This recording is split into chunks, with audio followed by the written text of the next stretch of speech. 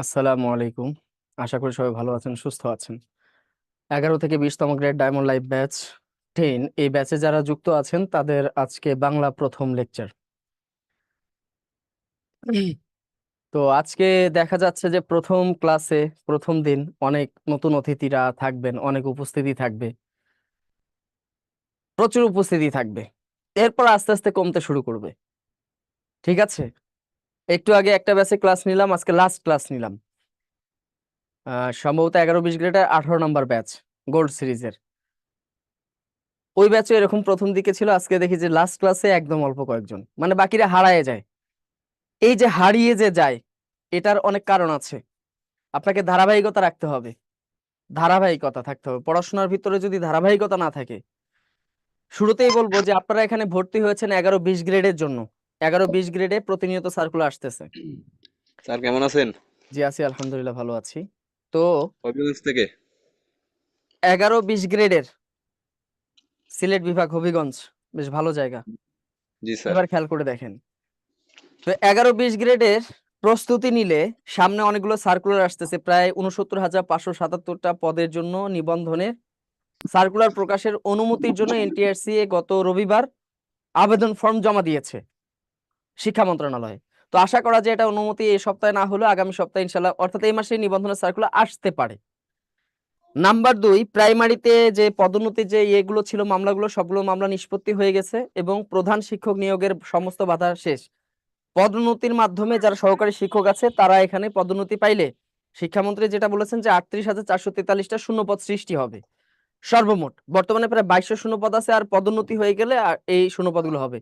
তো এটারও সার্কুলার এবছরই আসবে, মানে আগামী 2-1 মাসের ভিতর আসবে।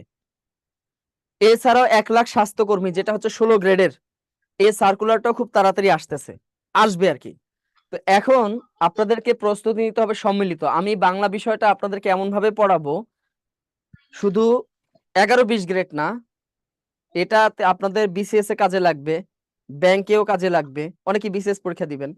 পাশাপাশি 11-20 গ্রেডে তো লাগবেই, পাশাপাশি নিবন্ধন এবং প্রাইমারি সবগুলোর জন্য একটা সম্মিলিত একটা প্রস্তুতি হয়ে যায়। ঠিক আছে? আচ্ছা, আসসালামু আলাইকুম স্যার। স্যার আমি এবার বাংলা বলেন। ক্লাস শুধু আপনার ক্লাস দেখেই আমি এখানে ভর্তি হয়েছি। আচ্ছা, যাক, ধন্যবাদ আপনাকে। দেখা যাক কতটুকু কি করতে পারি। ঠিক আছে, ইনশাআল্লাহ। তো নিয়মিত ক্লাস করার চেষ্টা করবেন, যদি কোনো সমস্যা না থাকে। যেহেতু আমাদের বিদ্যাবাড়ির হচ্ছে টাইমিং একটু এদিক সেদিক হয়, মানে ক্লাসগুলোর নির্দিষ্ট কোনো টাইম নাই। এখানে হচ্ছে দেখা যায় সবাই এখানে গভর্নমেন্ট জবের সাথে যুক্ত থাকে, সবাই কোনো না কোনো কাজের সাথে যুক্ত, যার কারণে দেখা যায় যে টাইমিং একটু এদিক সেদিক হয়। তারপরেও চেষ্টা করবেন ক্লাসে নিয়মিত উপস্থিত থাকার, লাইভ ক্লাসে। আর যদি একান্ত না পারেন তাহলে রেকর্ড ক্লাসে থাকবেন, রেকর্ড ক্লাস তো দেখবেনই। তো শুরুতেই আজকে যে টপিক, সবার সাথে আমি কথা বলবো, সমস্যা নাই। তবে আমি শুরুতেই বলে দেই, আমি কিন্তু নরমালি আনমিউট করে ক্লাস করাই, মানে সবাইকে আনমিউট করা থাকে। জি যার স্যার। যেখানে বুঝতে সমস্যা হয় ইনস্ট্যান্ট যেন তিনি প্রশ্ন করতে পারেন। এখন আপনারা যদি বারবার ডিস্টার্ব করেন আমারে, এদিকে বাচ্চার শব্দ, ওদিকে প্যাপোর শব্দ, এরকম করা যাবে না। আপনারা মিউট করে রাখবেন, তবে সবার কথা বলার জন্য আমি আনমিউট করে রাখবো। যখন দরকার হয় আনমিউট করে কথা বলবেন, না হলে মিউট করে রেখে দিবেন। ঠিক আছে? কারণ সমস্যা হচ্ছে যে কারো একটা বিষয় বুঝতে সমস্যা হলো, আমি এদিকে পড়ালাম, হাত তুলে বসে আছেন, পড়াটা শেষ, আবার যদি একজন যদি বলে আমি বুঝি নাই, ওই পড়াটাকে আবার ব্যাক করবেন, ব্যাক করে ওই পড়াটা পড়তে গেলে আমার অনেক টাইম লস হবে। কারণ আপনাদের বাংলা বিষয়ের টপিক কিন্তু অনেক, এক একটা লেকচারে শেষ করা খুবই টাফ। তো যার কারণে আমারও টাইমটা সেভ হলো, আপনাদেরও টাইমটা সেভ হলো। ঠিক আছে, এই একটা বিষয়। এখন আনমিউট করা আছে, আমি একটু পর, এখন মিউট করা আছে, একটু পর আনমিউট করে দিব, সমস্যা নেই। কিন্তু এই বিষয়গুলো খেয়াল রাখবেন, প্রথম ক্লাস ডিস্টার্ব কেউ করবেন না, যাতে করে আপনাদের সম্পর্কে যেন আমার কোনো বাজে ধারণা না হয়। ঠিক আছে? প্রথম দিন আপনারা সবাই অতিথির মতো, তো ওই আশা করব সবার কাছ থেকে এরকম সহযোগিতা আমি আশা করব। ডিস্টার্ব কেউ করবেন না, না বুঝলে সাথে সাথে প্রশ্ন করবেন, আমি সাথে সাথে উত্তর দিয়ে দিব, তাতে করে আমাদের টাইম বাঁচবে, অনেক আলোচনা আমরা করতে পারবো। ঠিক আছে, এই একটা বিষয়। যখন প্রশ্ন করবেন, এখানে একটা নোটিশ দেওয়া আছে, যখন প্রশ্ন করবেন তখন আনমিউট করবেন, বাকি সময় চুপচাপ করে মিউট করে রাখবেন। ঠিক আছে? তবে আনমিউট করা থাকবে সম্পূর্ণভাবে, যখন মন চায় আপনারা প্রশ্ন করতে পারবেন, উন্মুক্ত। শুরুতেই একটা প্রশ্ন, এই প্রশ্নের উত্তর যদি কেউ ভুল করেন তাহলে কিন্তু সর্বনাশ। খুবই সহজ একটা প্রশ্ন, দেখলেই পারা যায়। স্যার বাংলা অসমিয়া। ভাষার উৎস কি? আন্দাজে উত্তর দিবেন না, বুঝে শুনে স্যার উত্তর। অসমিয়া। বাকি যারা আছেন, উত্তর তো শুরুর দিকেই আছে, তাই না? আচ্ছা, রশ্মি, এই তো বললাম। ক নাম্বার উত্তর হবে, আনমিউট করে দেন একটু। ইন্দো ইউরোপীয় আর্য, এই দুটাই হওয়ার কথা, দেখা যাক কি হয়। তো এটা কি হবে? ইন্দো ইউরোপীয় ইন্দো ইউরোপীয়, স্যার ইন্দো ভুল ইউরোপীয় হবে হবে। স্যার। ইন্দো ঠিক আছে, স্যার, আমি ইউরোপীয় স্যার বললাম ইন্দো অস্ট্রিয়া। ইউরোপীয় আচ্ছা। এখানে যারা আছেন তাদের মধ্যে বিদ্যাবাড়িতে অন্য কোনো কোর্সে ছিলেন, অন্য কোনো স্যারে ক্লাস করছেন, এরকম কেউ আছেন? স্যার, আমি আছি। জোর স্যারের ক্লাস করছি আর আমার ক্লাস করেছেন এরকম কেউ আছেন? স্যার, আমি আপনার সাথে বাইবার এতে ছিলাম, মানে ও আচ্ছা, বিদ্যাবাড়ি যখন প্রাইমারি বাইবার ছিল না, তখন হুম, আপনার সাথে ছিলাম। আচ্ছা, ভাইবা ব্যাচে ছিলেন। স্যার, আমি আপনার সাথে প্রাইমারির দ্বিতীয় ধাপে ছিলাম। আপনার পড়ানোটা আমার খুব চমৎকার লাগে, এই স্যার, জন্য আমি আমার কাছে টেনশনে ছিলাম যে স্যার, আমি দ্বিতীয় আপনার আপনাকে পাবো কিনা। স্যার, আমি প্রাইমারি প্রধান শিক্ষকে ভর্তি হয়েছি, বাট আপনাদের ওই বুস্টার পোস্ট আছে না, ওইখানে ক্লাসগুলো আমাদেরকে দিত। তো আপনার ক্লাসগুলো আমি দেখতাম, অসাধারণ লাগতো স্যার। আচ্ছা, যে কারণে আমি আপনার ক্লাসের জন্য মূলত এখানে ভর্তি হয়েছি। আচ্ছা, ঠিক আছে। তো এটার উত্তর হবে কি ইন্দো ইউরোপীয়, কিন্তু উত্তরটা হবে অসমীয়া। উত্তরটা কি হবে? অসমীয়া হবে। কারণ হচ্ছে যে ইন্দো ইউরোপীয় সবসময় হবে না, একটা জায়গায় শুধু ইন্দো ইউরোপীয় হয়। আপনাদের কাছে যাদের 11-20 গ্রেডের লেকচার শিট আছে একটু খুলে দেখেন যে এক একটার উত্তর এক এক রকম হয়েছে। এটার অনেক কারণ আছে, এই কনফিউশন গুলো আপনাদের দূর করে দিব, যত কনফিউশন আছে আমি দূর করে দেওয়ার চেষ্টা করব। তো আজকে আমরা পড়বো বাংলা ভাষা উদ্ভব ক্রমবিকাশ, বাংলা ব্যাকরণ, ধ্বনি বর্ণ, যে টপিকটা আছে। তো শুরুতেই আমরা একটু অন্য টপিক সম্পর্কে আলোচনা করি, সেটা হচ্ছে ভাষার উপাদান এবং উপকরণ। এই গত বছর যে প্রাইমারি পরীক্ষা হলো সেখানেও একটা প্রশ্ন আসছিল উপাদান উপকরণ থেকে, আসছিল না? যারা জি দিয়েছেন স্যার। তারা জানেন। তো এইটা নিয়ে বিভিন্ন বইতে বিভিন্ন প্রকাশনী বিভিন্ন ধরনের উত্তর দিয়ে মাথা একদম শেষ করে দিয়েছে।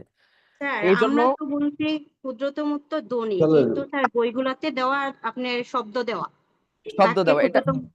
মস্ত বড় একটা ভুল। এটা হলো প্রাচীন সমস্ত ব্যাকরণ দেখে আপনাদেরকে এই তথ্যগুলো দেওয়া। আচ্ছা, নির্দিষ্ট একটা সময় যদি কথা বলতে দিতেন ভালো হতো। অবশ্যই সবাইকে একটু মিউট করতে বলেন স্যার। সবাই একটু মিউট করে রাখেন। পড়াশোনা ছাড়া অন্য কোনো প্রশ্ন এখন করেন না, সবার শেষে গিয়ে করেন, ঠিক আছে? এমনি পড়াশোনার ভিতরে যদি কারো বুঝতে সমস্যা হয় সেটা জিজ্ঞেস করবেন। আচ্ছা, ঠিক আছে স্যার উপাদান। উপাদান মানে হচ্ছে ক্ষুদ্র বিষয়। উপাদান মানে কি বিষয়? ক্ষুদ্র। ক্ষুদ্র বিষয় মানে যেটাকে আমরা বলতে পারি পরমাণু বলতে পারি। পরমাণু দিয়ে কি তৈরি হয়? অণু বড় না পরমাণু বড়? অনুবরণ। অণু বড়। অনুপর। পরমাণু, পরমাণু তো অণুর চেয়ে ছোট না? ছোট। জি স্যার, মানে ছোট আচ্ছা, অনুপর। হ্যাঁ, অণু বড় আর পরমাণু হচ্ছে ক্ষুদ্র। তো সব থেকে ক্ষুদ্র যেটা হলো পরমাণু, মানে সব থেকে ক্ষুদ্র বিষয়টার নাম হলো উপাদান। উপাদান মানে ক্ষুদ্র বিষয়। এই ক্ষেত্রে মনে রাখবেন যে শব্দ, বাক্য আর ভাষা, এই তিনটারই সব থেকে ক্ষুদ্রতম বিষয়। মূল উপাদান, তিনটারই উপাদান বা মূল উপাদান বা মূল একক বা শুধু একক, ক্ষুদ্রতম উপাদান, ক্ষুদ্রতম অংশ বা ক্ষুদ্রতম বিষয়, যেভাবেই প্রশ্ন করুক না কেন, তাহলে শব্দ, বাক্য, ভাষা তিনটারই ক্ষুদ্রতম বিষয় হলো কি? ধ্বনি বা বর্ণ। মনে রাখবেন, তিনটারই ক্ষুদ্রতম বিষয় হলো ধ্বনি বা বর্ণ। যদি অপশনে ধ্বনি বর্ণ দুটাই থাকে তাহলে উত্তর কি হবে? ধ্বনি। ধ্বনি। সেক্ষেত্রে উত্তর হবে ধ্বনি। যদি অপশনে ধ্বনি এবং বর্ণ দুটাই থাকে তাহলে উত্তর হবে ধ্বনি, আর ধ্বনি না থাকলে উত্তর হবে বর্ণ। জি স্যার বুঝতে পেরেছেন? তাহলে ক্ষুদ্রতম বিষয়, সেটা হোক শব্দ, হোক বাক্য, হোক ভাষা, তিনটারই ক্ষুদ্রতম বিষয় হচ্ছে ধ্বনি বা বর্ণ। আচ্ছা, এগুলো আপনারা স্ক্রিনশট দিয়ে রাখবেন, লিখতে গেলে সময় হবে না, অনেক টপিক তো। যাদের দরকার স্ক্রিনশট দিয়ে রাখবেন, পরবর্তী সময় আপনারা নোট করার পর এটাকে স্ক্রিনশটটা ডিলিট করে ফেলবেন, তাইলে হয়ে যাবে। তাহলে ধ্বনি বা বর্ণ, এই বিষয়টা তো ক্লিয়ার। শব্দ, স্যার বাক্য, ভাষা তিনটারই ক্ষুদ্রতম উপাদান মানে ক্ষুদ্রতম বিষয় হলো কি? ধ্বনি বা বর্ণ। যদি ধ্বনি বর্ণ দুইটা একসাথে থাকে তাহলে উত্তর হবে ধ্বনি। এবার আসেন উপকরণ। উপকরণ শব্দের অর্থ হচ্ছে বড় বিষয়। উপকরণ মানে কি? বড় বিষয়। বড় বিষয় উপকরণ মানে বড় বিষয়। বড় মানে সব থেকে বড় না, মোটামুটি বড় সাইজের বিষয়কে বলা হয় কি? উপকরণ। এক্ষেত্রে মনে রাখবেন শব্দের উপকরণও কিন্তু ধ্বনি বা বর্ণ। তাহলে মনে রাখবেন যে শব্দের উপাদান আর উপকরণ একই। শব্দের উপাদান এবং শব্দের উপকরণ কিন্তু একই। এটা ক্ষুদ্রতম হবে না, এটা বৃহত্তম হবে, ঠিক আছে? এটা বৃহত্তম হবে, এটা মিস্টেক হয়েছে টাইপিং, এটা বৃহত্তম হবে, ঠিক আছে? আচ্ছা, তাহলে শব্দের উপাদান, শব্দের উপকরণ একই, ধ্বনি বা বর্ণ। শুধু বাক্যের উপকরণ হলো শব্দ, কারণ আমরা জানি যে কয়েকটা শব্দ দিয়ে কি হয়, একটা বাক্য তৈরি বাক্য হয়। হয়। এই জন্য বাক্যের সব থেকে বড় বিষয় হলো কি, শব্দ। আর ভাষার উপকরণ হলো বাক্য। আমরা জানি একটা ভাষা তৈরি হয় যখন অনেকগুলো বাক্য রচনা করা সম্ভব হয়, তখন সেটাকে কি বলা হয়, একটা ভাষা বলা হয়। অনেকগুলো বাক্য দিয়ে একটা ভাষা হয়। তাহলে মনে রাখবেন যে ভাষার সব থেকে বড় বিষয় হলো কি, বাক্য, কারণ বাক্য দিয়ে ভাষা হয়। আর বাক্যের সব থেকে বড় বিষয় হলো শব্দ, কারণ শব্দ দিয়ে বাক্য হয়। এই দুইটা শুধু আলাদা। তাহলে আবারও বলি, শব্দ, ভাষা, বাক্য, এই তিনটারই উপাদান কি, ধ্বনি বা ধ্বনি বা বর্ণ। বর্ণ। বর্ণ। দুইটা থাকলে উত্তর হবে ধ্বনি। ধ্বনি বা বর্ণ। আর উপকরণের ক্ষেত্রে শব্দের উপকরণও কি, ধ্বনি বা বর্ণ। বর্ণ। শব্দের উপাদান উপকরণ একই, শুধু আলাদা হচ্ছে বাক্য আর কি, ভাষা। ভাষা। বাক্য এবং ভাষার কোনো বাক্য হবে আর ভাষা। হবে শব্দ। ঠিক আছে, এই হলো উপাদান উপকরণ জনিত সমস্যা। তাহলে উপাদান উপকরণ এই দুইটা বিষয় ক্লিয়ার? জি স্যার। জি স্যার। আরো বুঝতে সমস্যা হলে সাথে সাথে বলবেন, আনমিউট করে বলবেন, আর বাকি সময়টা মিউট করে রাখবেন। কথা বলার দরকার না হলে কেউ কথা বলবেন না। আচ্ছা, স্যার উপাদান জিনিসটা আসলে কি স্যার? উপাদান মানে হলো ছোট বিষয়। ও, যেমন থ্যাংক ইউ। আমরা যদি বলি যে একটা লোহার মানে একটা সিমেন্টের পিলার তৈরি করতে কি কি উপাদান লাগে, বালু লাগে, তারপর কি পানি, সিমেন্ট, এরপর কি পাথর বা খোয়া যেটা, এরপর রড। এই যে রড, বালু, খোয়া, পাথর, পানি, এগুলো হচ্ছে উপাদান। Yes sir. আর এগুলো হলো কি এক একটা উপাদান। আর উপকরণ কাকে বলা হয়, এই সবগুলা মিশ্রণ করার ফলে যেটা তৈরি হয় এটার নাম হলো কি, উপকরণ। মানে বালু, পাথর আর পানি, সিমেন্ট একসাথে মিক্স করলে কি হয়, একটা উপাদান তৈরি হলো, মানে সরি একটা উপকরণ তৈরি হলো। অনেকগুলোর সমন্বয় কি হয়, একটা উপকরণ হয়। আর উপাদান Yes, মানে sir. হচ্ছে ক্ষুদ্র ক্ষুদ্র জিনিসগুলো। ঠিক আছে, থ্যাংক ইউ স্যার। এই হলো পার্থক্য। স্যার এখন আমার কথা একটা হচ্ছে, সমস্যা হয়ে গেছে স্যার, আমি ইংলিশ ভার্সন থেকে পড়ে ওই বাংলা স্যার একটু সমস্যা হয়ে গেছে স্যার জীবনে। আচ্ছা, ইবলিশ ভার্সন পড়ে ইবলিশ হয়ে গেছে? English version sir. ও ইংলিশ, আর না, আমি ইংলিশ ভার্সনে ইবলিশই বলি। Okay sir, thank you. আবার কেউ এখন মাইন্ড স্যার করেন না। না না এটা ইংলিশ ভার্সনে ইবলিশ ভার্সনই স্যার। ইবলিশ বাংলা শেখা ভার্সন, দরকার ছিল, জি। এটা ঠিক আছে। না, ইংলিশ ভার্সন আমি মনে করি যে ইংলিশ ভার্সন পড়লে, ইংলিশ ভার্সন না পড়ে ইংলিশ মিডিয়াম পড়া দরকার। জি স্যার। স্যার ওই আমলে তো টাকা পয়সা বাবা মা দেয়, আমরা তো আর সিলেক্ট করি না কিছু। ওইটাই যাই হলো হোক কথা, কারণ আমাদের দেশের স্বপ্ন আবার পর্বে পর্বে চেঞ্জ হয়। ছোটবেলায় এক স্বপ্ন, ইন্টার পাস করার পর এসএসসি পর একটা, ইন্টারের পর একটা, ভার্সিটিতে যাওয়ার পর আর একটা, পাস ইয়েস করার পর স্যার, আর একটা। যাই হোক, থ্যাংক ইউ স্যার। ডিগ্রি করেন স্যার। এবার খেয়াল করে দেখেন, যদি কখনো থাকে মৌলিক, কি থাকে, এই যে রেড কালার করে দিয়েছে, এগুলো হলো কিওয়ার্ড। মনে রাখবেন প্রত্যেকটা প্রশ্নের ভিতর কিছু কিওয়ার্ড আছে, মানে কি মূল শব্দ। এই শব্দ অনুযায়ী উত্তর করতে হয়। যদি কখনো বলে যে ভাষার মৌলিক উপাদান, তাহলে উত্তর হবে কি, শব্দ। আমরা জানি যে ভাষার উপাদান হইলো ধ্বনি বা বর্ণ। মূল উপাদান হচ্ছে ধ্বনি বা বর্ণ, মূল উপাদান। কিন্তু মৌলিক কথাটা থাকলে উত্তর হবে কি, শব্দ। শব্দ। মৌলিক মানে হলো সর্ববৃহৎ। মৌলিক মানে কি, সর্ববৃহৎ। একটা ভাষার সব থেকে বড় যে বিষয় সেটা হলো শব্দ, সেটা হলো শব্দ ভান্ডার। কারণ দেখা যায় বাংলা ভাষায় শব্দ ভান্ডার কতগুলো আছে, 65 থেকে 70,000। মান্দারিন ভাষা, পৃথিবীর সব থেকে বহুল ব্যবহৃত ভাষা হলো মান্দারিন ভাষা, চাইনিজ ভাষা, এটাতে শব্দ আছে 85,000। ইংরেজি ভাষাতে শব্দ আছে 1,20,000। হ্যাঁ, এরপর হলো যেমন উর্দু ভাষায় শব্দ আছে প্রায় 1 লাখের মতো, ফার্সিতেও আছে 1 লাখের মতো, স্প্যানিশেও আছে 1,20,000 মতো, আরবিতে আছে 1,20,00,000। সব থেকে বেশি শব্দ ভান্ডার আরবিতে, আরবি ভাষা, এটা হলো 1,20,00,000 আর কি। ঠিক আছে, এই হলো কথা। তো মৌলিক কথাটা থাকলে কি হবে, ভাষার উপকরণ উপকরণ হচ্ছে বাক্য। আবার বলেন। স্যার এর আগে যে ক্লাসটা হয়েছে, মানে আগে ওই যে ভাষার উপকরণ আছে না, ওইটা একটু করেন, আমি স্ক্রিনশট দেব, দিতে পারি নাই একটু স্ক্রিনশট দিয়ে রাখবেন। হ্যাঁ, এইটাই উপকরণ। স্যার। যখন আমি বোর্ডে লেখাটাকে শেষ করব, লেখা শেষ করে যখন সাইডে আসব, তখন স্ক্রিনশটটা দিয়ে রাখবেন। এখানে অনেক কিছু লেখা থাকতে পারে, ওই লেখাগুলো ঠিক আছে সহ নিয়ে নেবেন, ঠিক আছে? আচ্ছা, ওকে স্যার এবার আমরা বেশ কিছু প্রশ্ন দেখি। ভাষার মৌলিক উপাদান কোনটা? শব্দ। শব্দ। ভাষার মৌলিক উপাদান শব্দ। যদি থাকতো মূল উপাদান, স্যার উপাদান ধ্বনি। হলে ধ্বনি ধ্বনি। হইতো। আর যদি থাকতো মূল উপকরণ, বাক্য। তাহলে হইতো বাক্য। তাহলে হইতো বাক্য। এবার দেখেন, শব্দের ক্ষুদ্রতম অংশকে কি বলে? ধ্বনি। ধ্বনি বলে। যেহেতু বর্ণধ্বনি দুটো আছে, সেক্ষেত্রে ধ্বনিকে নিব আমরা। তাহলে কাকে নিব? ধ্বনিকে। ধ্বনি না থাকলে বর্ণ। এটা কিন্তু প্রাইমারিতে আসছিল 23 সালে। আচ্ছা, এবার আমরা দেখব বাংলা ভাষার উদ্ভব, ক্রমবিকাশ। বাংলা ভাষা কিভাবে এসেছে? বাংলা ভাষা এসেছে বর্তমান ইরান থেকে। কোত্থেকে?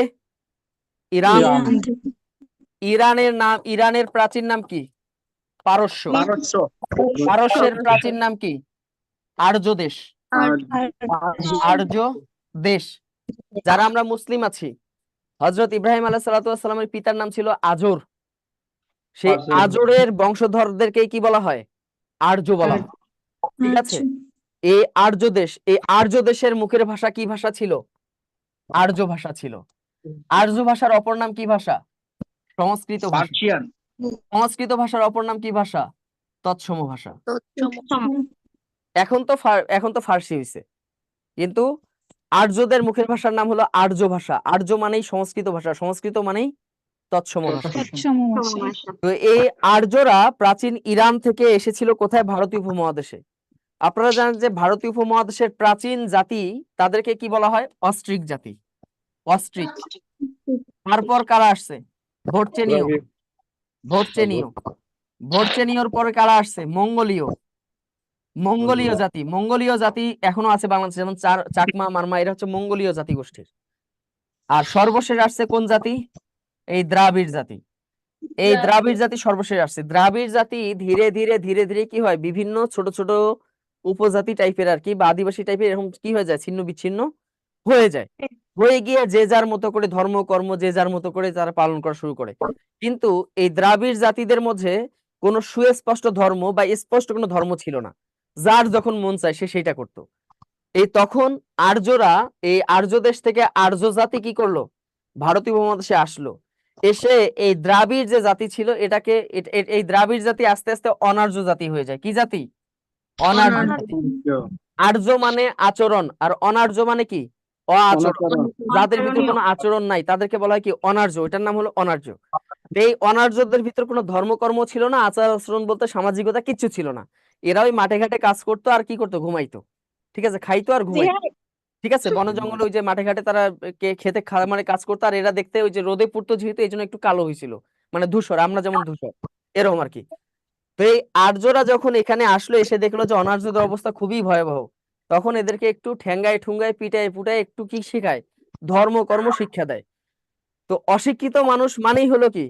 ওরে বলবেন লাল, ও বলবেন নাল। ওরে বলবেন বাতাস, ও কইবে বাসাত। ওরে বলবেন শরীর, ও কি বলবে? শরীর।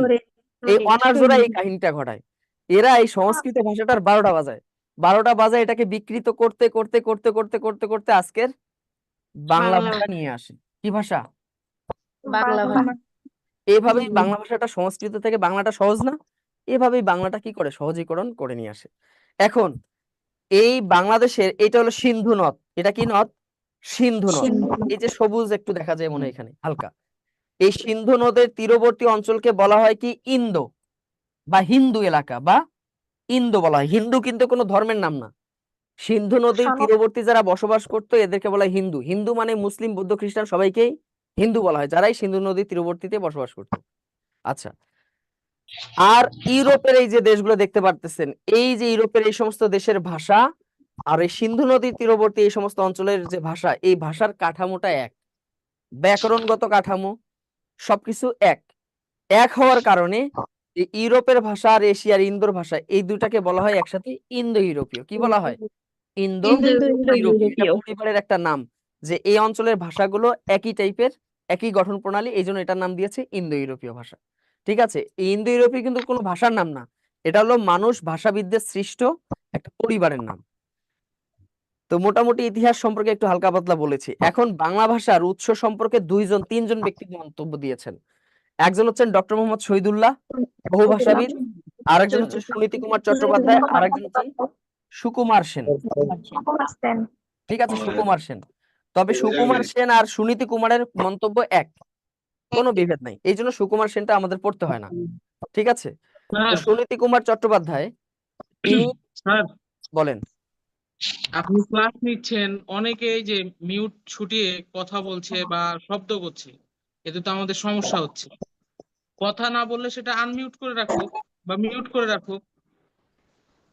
মানে আমি কথা বলতেছি, এর মাঝে অনেকে হয়তো বা আমার কথার সাথে যুক্ত হচ্ছে, তাই তো? হ্যাঁ, জি কথা জি এটা হচ্ছে, সহমত। শব্দ হচ্ছে, আচ্ছা ঠিক আনমিউট আছে, এলোমেলো করলে লাগছে। ওকে সমস্যা ঠিক হচ্ছে। আছে। জি, যেহেতু যখন কথা সমস্যা বলবে হচ্ছে, তখন আনমিউট ছুটিয়ে কথা বলবে, মিউট আচ্ছা ছুটিয়ে। তাহলে আমি আজকে মিউট করে দিলাম, আর জীবনে আনমিউট করব না। আমারে কিন্তু এখন ক্লাস করেননি আপনারা। আমি এক কথার মানুষ, আজকে আনমিউট করেছি, হাত তুলেও আমি কথা বলবো না, না তুললেও কথা বলবো না। আমার কথা কি বোঝা গেছে? কমেন্টস করবেন, এটা আমি দেখবো না, কারণ আমার দেখার টাইম নেই। সহজ কথা। আপনাদের সুবিধার জন্য আমি আনমিউট করে রাখছি, কিন্তু আপনারা এক একজন যেভাবে পণ্ডিতি করতেছেন, ভাই ক্লাসে তো কথাবার্তা বলবেই, এতে যদি সমস্যা হয় তাহলে আমি এখন মিউট করে রাখছি। বুঝলে বুঝপাতা, না বুঝলে তেজপাতা। আমি অন্যরকম একটা মানুষ, আপনাদেরকে আমি সুবিধা দিয়েছিলাম, আপনারা সেটাকে কেউ অসুবিধা মনে করতেছেন, কেউ অপব্যবহার করতেছেন। ঠিক আছে, এবার দেখেন সুনীতি কুমার চট্টোপাধ্যায়। এই সুনীতি কুমার চট্টোপাধ্যায় কখনো বাংলা ভাষার উপরে কখনো পড়াশোনা করে নাই। সে 6 মাস মেয়াদি বা 1 বছর মেয়াদি 2টা ডিগ্রি নিয়েছে, নিয়ে সে পণ্ডিতি করছে। এমন পণ্ডিতি করছে, শহীদুল্লাহ যা বলছে সুনীতি তার উল্টা, আবার সুনীতি যা বলছে শহীদুল্লাহ তার উল্টা। মানে এই দুজন ছিল দা কুমড়া সম্পর্ক। এই জন্য আমাদের বাংলা ভাষার উৎপত্তি সম্পর্কে কি আছে, এই জন্যই বাংলাদেশের উৎপত্তি সম্পর্কে আমাদের কি আছে, একটু বিভেদ আছে। তো আমরা এখন সেই বিভেদগুলো একটু দেখবো যে কে কি বলছে। এই বাংলা ভাষার উৎপত্তিটা মনে রাখবেন, দুইটা ছন্দ, ছোট ছোট দুইটা ছন্দ আছে। আমরা কথায় কথায় বলি না যে বন্ধু তোর কথাই তো সত্য ছিল, বা বন্ধু তোর কথাই তো প্রকৃত সত্য, বলি কি না? এরকম একটা ছন্দ। তো ডক্টর মোহাম্মদ শহীদুল্লাহ বলেছেন যে বাংলার জন্ম হয়েছে 7ম শতকে। বাংলার জন্ম কোন শতকে? 7ম শতকে, অর্থাৎ 650 খ্রিস্টাব্দের দিকে বাংলা ভাষার জন্ম হয়েছে, বর্তমান বাংলা ভাষার জন্ম। এই সালগুলো মনে রাখবেন। তো শহীদুল্লাহ যেটা বলেছে যে ইস আভা বৌদির কথাই প্রকৃত সত্য। আমরা বলি না যে ইস তোমার কথাই তো প্রকৃত সত্য। গৌরী নামে একটা মেয়ে, গৌরী নব্যবঙ্গকে অসম বাংলা শেখায়। আবারও মনে রাখেন, পড়েন, কয়েকবার পড়েন সবাই, তাহলে সহজ মনে হবে। ইস আভা বৌদির কথাই প্রকৃত সত্য, গৌরী নব্যবঙ্গকে অসম বাংলা শেখায়। অসম বাংলা শেখায়, খুবই সহজ একটা লাইন, কঠিন মনে করলে কিন্তু হবে না। এখন দেখেন, ই মানে হলো ইন্দো ইউরোপীয়, এটা 1-2 বার পড়লেই আপনাদের মুখস্থ হয়ে যাবে, এমনিতেই মুখস্থ হবে। ইতে হলো ইন্দো ইউরোপীয়। ইন্দো ইউরোপীয় হলো ভাষা পরিবারের প্রধান, এ হলো বাবা। ইন্দো ইউরোপীয় 2টা শাখা আছে, একটা কেন্তম, শতম। তো ইন্দো ইউরোপীয়ের 7ম শাখা থেকে ইন্দো শতে হলো কি শতম, তাহলে ইতে ইন্দো ইউরোপীয়, শতে হলো শতম। আ মানে হলো আর্য, শতম থেকে এসেছে আর্য ভাষা, যেটাকে আমরা সংস্কৃত ভাষা বলি। আর্য ভাষা থেকে এসেছে ভা, ভা মানে হলো ভারতীয় আর্য। মনে রাখবেন, ভাতে ভারতীয় আর্য ভাষা। ভারতীয় আর্য ভাষা থেকে এসেছে বৌদি, বৌদি মানে কি? বৈদিক, বৌদি মানে বৈদিক, বৈদিক ভাষা। বৈদিক ভাষা থেকে এসেছে কথ্য ভারতীয়, কথা মানে হলো কথ্য ভারতীয়, কথ্য ভারতীয় ভাষা এসেছে। কথ্য ভারতীয় ভাষা থেকে এসেছে প্রকৃত, প্রকৃত মানেই প্রাকৃত। ঠিক আছে, নামের সাথে মিল আছে আর কি, পাশাপাশি। প্রাকৃত ভাষা, এই প্রাকৃত ভাষার অনেকগুলো শাখা আছে। তো শহীদুল্লাহ বলছে যে প্রাকৃত ভাষা থেকে এসেছে গৌড়ীয় প্রাকৃত ভাষা। প্রাকৃত ভাষার একটা শাখার নাম হলো গৌড়ীয় প্রাকৃত। প্রাকৃত থেকে এসেছে গৌড়ীয় প্রাকৃত। এখান থেকে এসেছে নব্য, নব্যতে হলো নব্য ভারতীয়, নব্য মানে নব্য ভারতীয়। নব্য ভারতীয় থেকে এসেছে বঙ্গ, বঙ্গ মানে হচ্ছে বঙ্গ কামরূপী, বঙ্গ কামরূপী ভাষা, বঙ্গ কামরূপী ভাষা। বঙ্গ কামরূপী ভাষা থেকে এসেছে অসম, অসম মানে অসমীয়া। যদিও বা সুনীতি কুমার বলেছে যে বঙ্গ কামরূপী অসমীয়া দুইজনই সহোদর, কিন্তু শহীদুল্লাহ বলছে যে না, বঙ্গ কামরূপী থেকে এসেছে অসমীয়া, এই অসমীয়া থেকে বাংলা এসেছে। এই সিরিয়ালটা মনে রাখাটা খুবই জরুরি, এই সিরিয়ালটা আপনাদের মনে রাখতে হবে। আমি আবারও বলি, ইস, আভা বৌদির কথাই প্রকৃত সত্য, গৌরী নব্য বঙ্গকে অসম বাংলা শেখায়। ইতে ইন্দো ইউরোপীয়, শতে শতম, আতে আর্য, ভাতে ভারতীয় আর্য, বৌদিতে বৈদিক, কথাতে কথ্য ভারতীয়, প্রকৃত মানে হলো প্রাকৃত ভাষা, প্রাকৃত থেকে এসেছে গৌরী, গৌরী মানে গৌড়ীয় প্রাকৃত, গৌড়ীয় প্রাকৃত থেকে এসেছে নব্যতে নব্য ভারতীয়, নব্য ভারতীয় থেকে এসেছে বঙ্গ, বঙ্গতে বঙ্গ কামরূপী, এখান থেকে এসেছে অসম, অসম মানে অসমিয়া, অসমিয়া থেকে এসেছে বাংলা, অসমিয়া থেকে এসেছে বাংলা। স্ক্রিন ঝাপসা লাগতেছে, এটা হলো আপনার নেটের সমস্যা। এখানে নেটের সমস্যা হলে এখানে আমরা বুঝতে পারি। এখানে যদি নেটের আমার সামনে বিশাল একটা টিভি স্ক্রিন আছে, নেটের সমস্যা হলে স্ক্রিনটা ছোট হয়ে যায়, একটুখানি যদি ঝামেলা হয়। তো একটু ফোনটারে একটু আসার দেন অথবা একটু পানিতে চুবাইলে দেখবেন যে সব মানে ঝাপসা দূর হয়ে গেছে। বুঝতে পেরেছেন? এবার দেখেন, এখন বুঝেন নাই কে বলেন, এবার কমেন্টস করেন। এবার আর আমি কোনো কষ্ট করব না, আপনারা কষ্ট করেন। এখন বুঝতে যাদের সমস্যা হচ্ছে একটু কমেন্টস করেন, তাহলে একটু কমেন্টস দেখি। আমি আবারও বলি, ইতে ইন্দো ইউরোপীয়, শতে শতম, আতে আর্য, ভাতে ভারতীয় আর্য, বৌদি মানে বৈদিক, কথা মানে কথ্য ভারতীয়, প্রকৃত মানে প্রাকৃত, এখান থেকে এসেছে গৌরী, গৌরীতে গৌড়ীয় প্রাকৃত, নব্যতে নব্য ভারতীয়, বঙ্গতে বঙ্গ কামরূপী, অসমতে অসমিয়া, অসমিয়া থেকে বাংলা আসছে। ঠিক আছে, এবার খেয়াল করেন, যদি প্রশ্ন আসে তাহলে কেমনে উত্তর দিব। এবার দেখেন বলছে যে শহীদুল্লাহর মতে, পরে আবার দুইটা মিক্স করেও পড়াবো। শহীদুল্লাহর মতে বাংলা ভাষার জন্ম কোত্থেকে আসছে?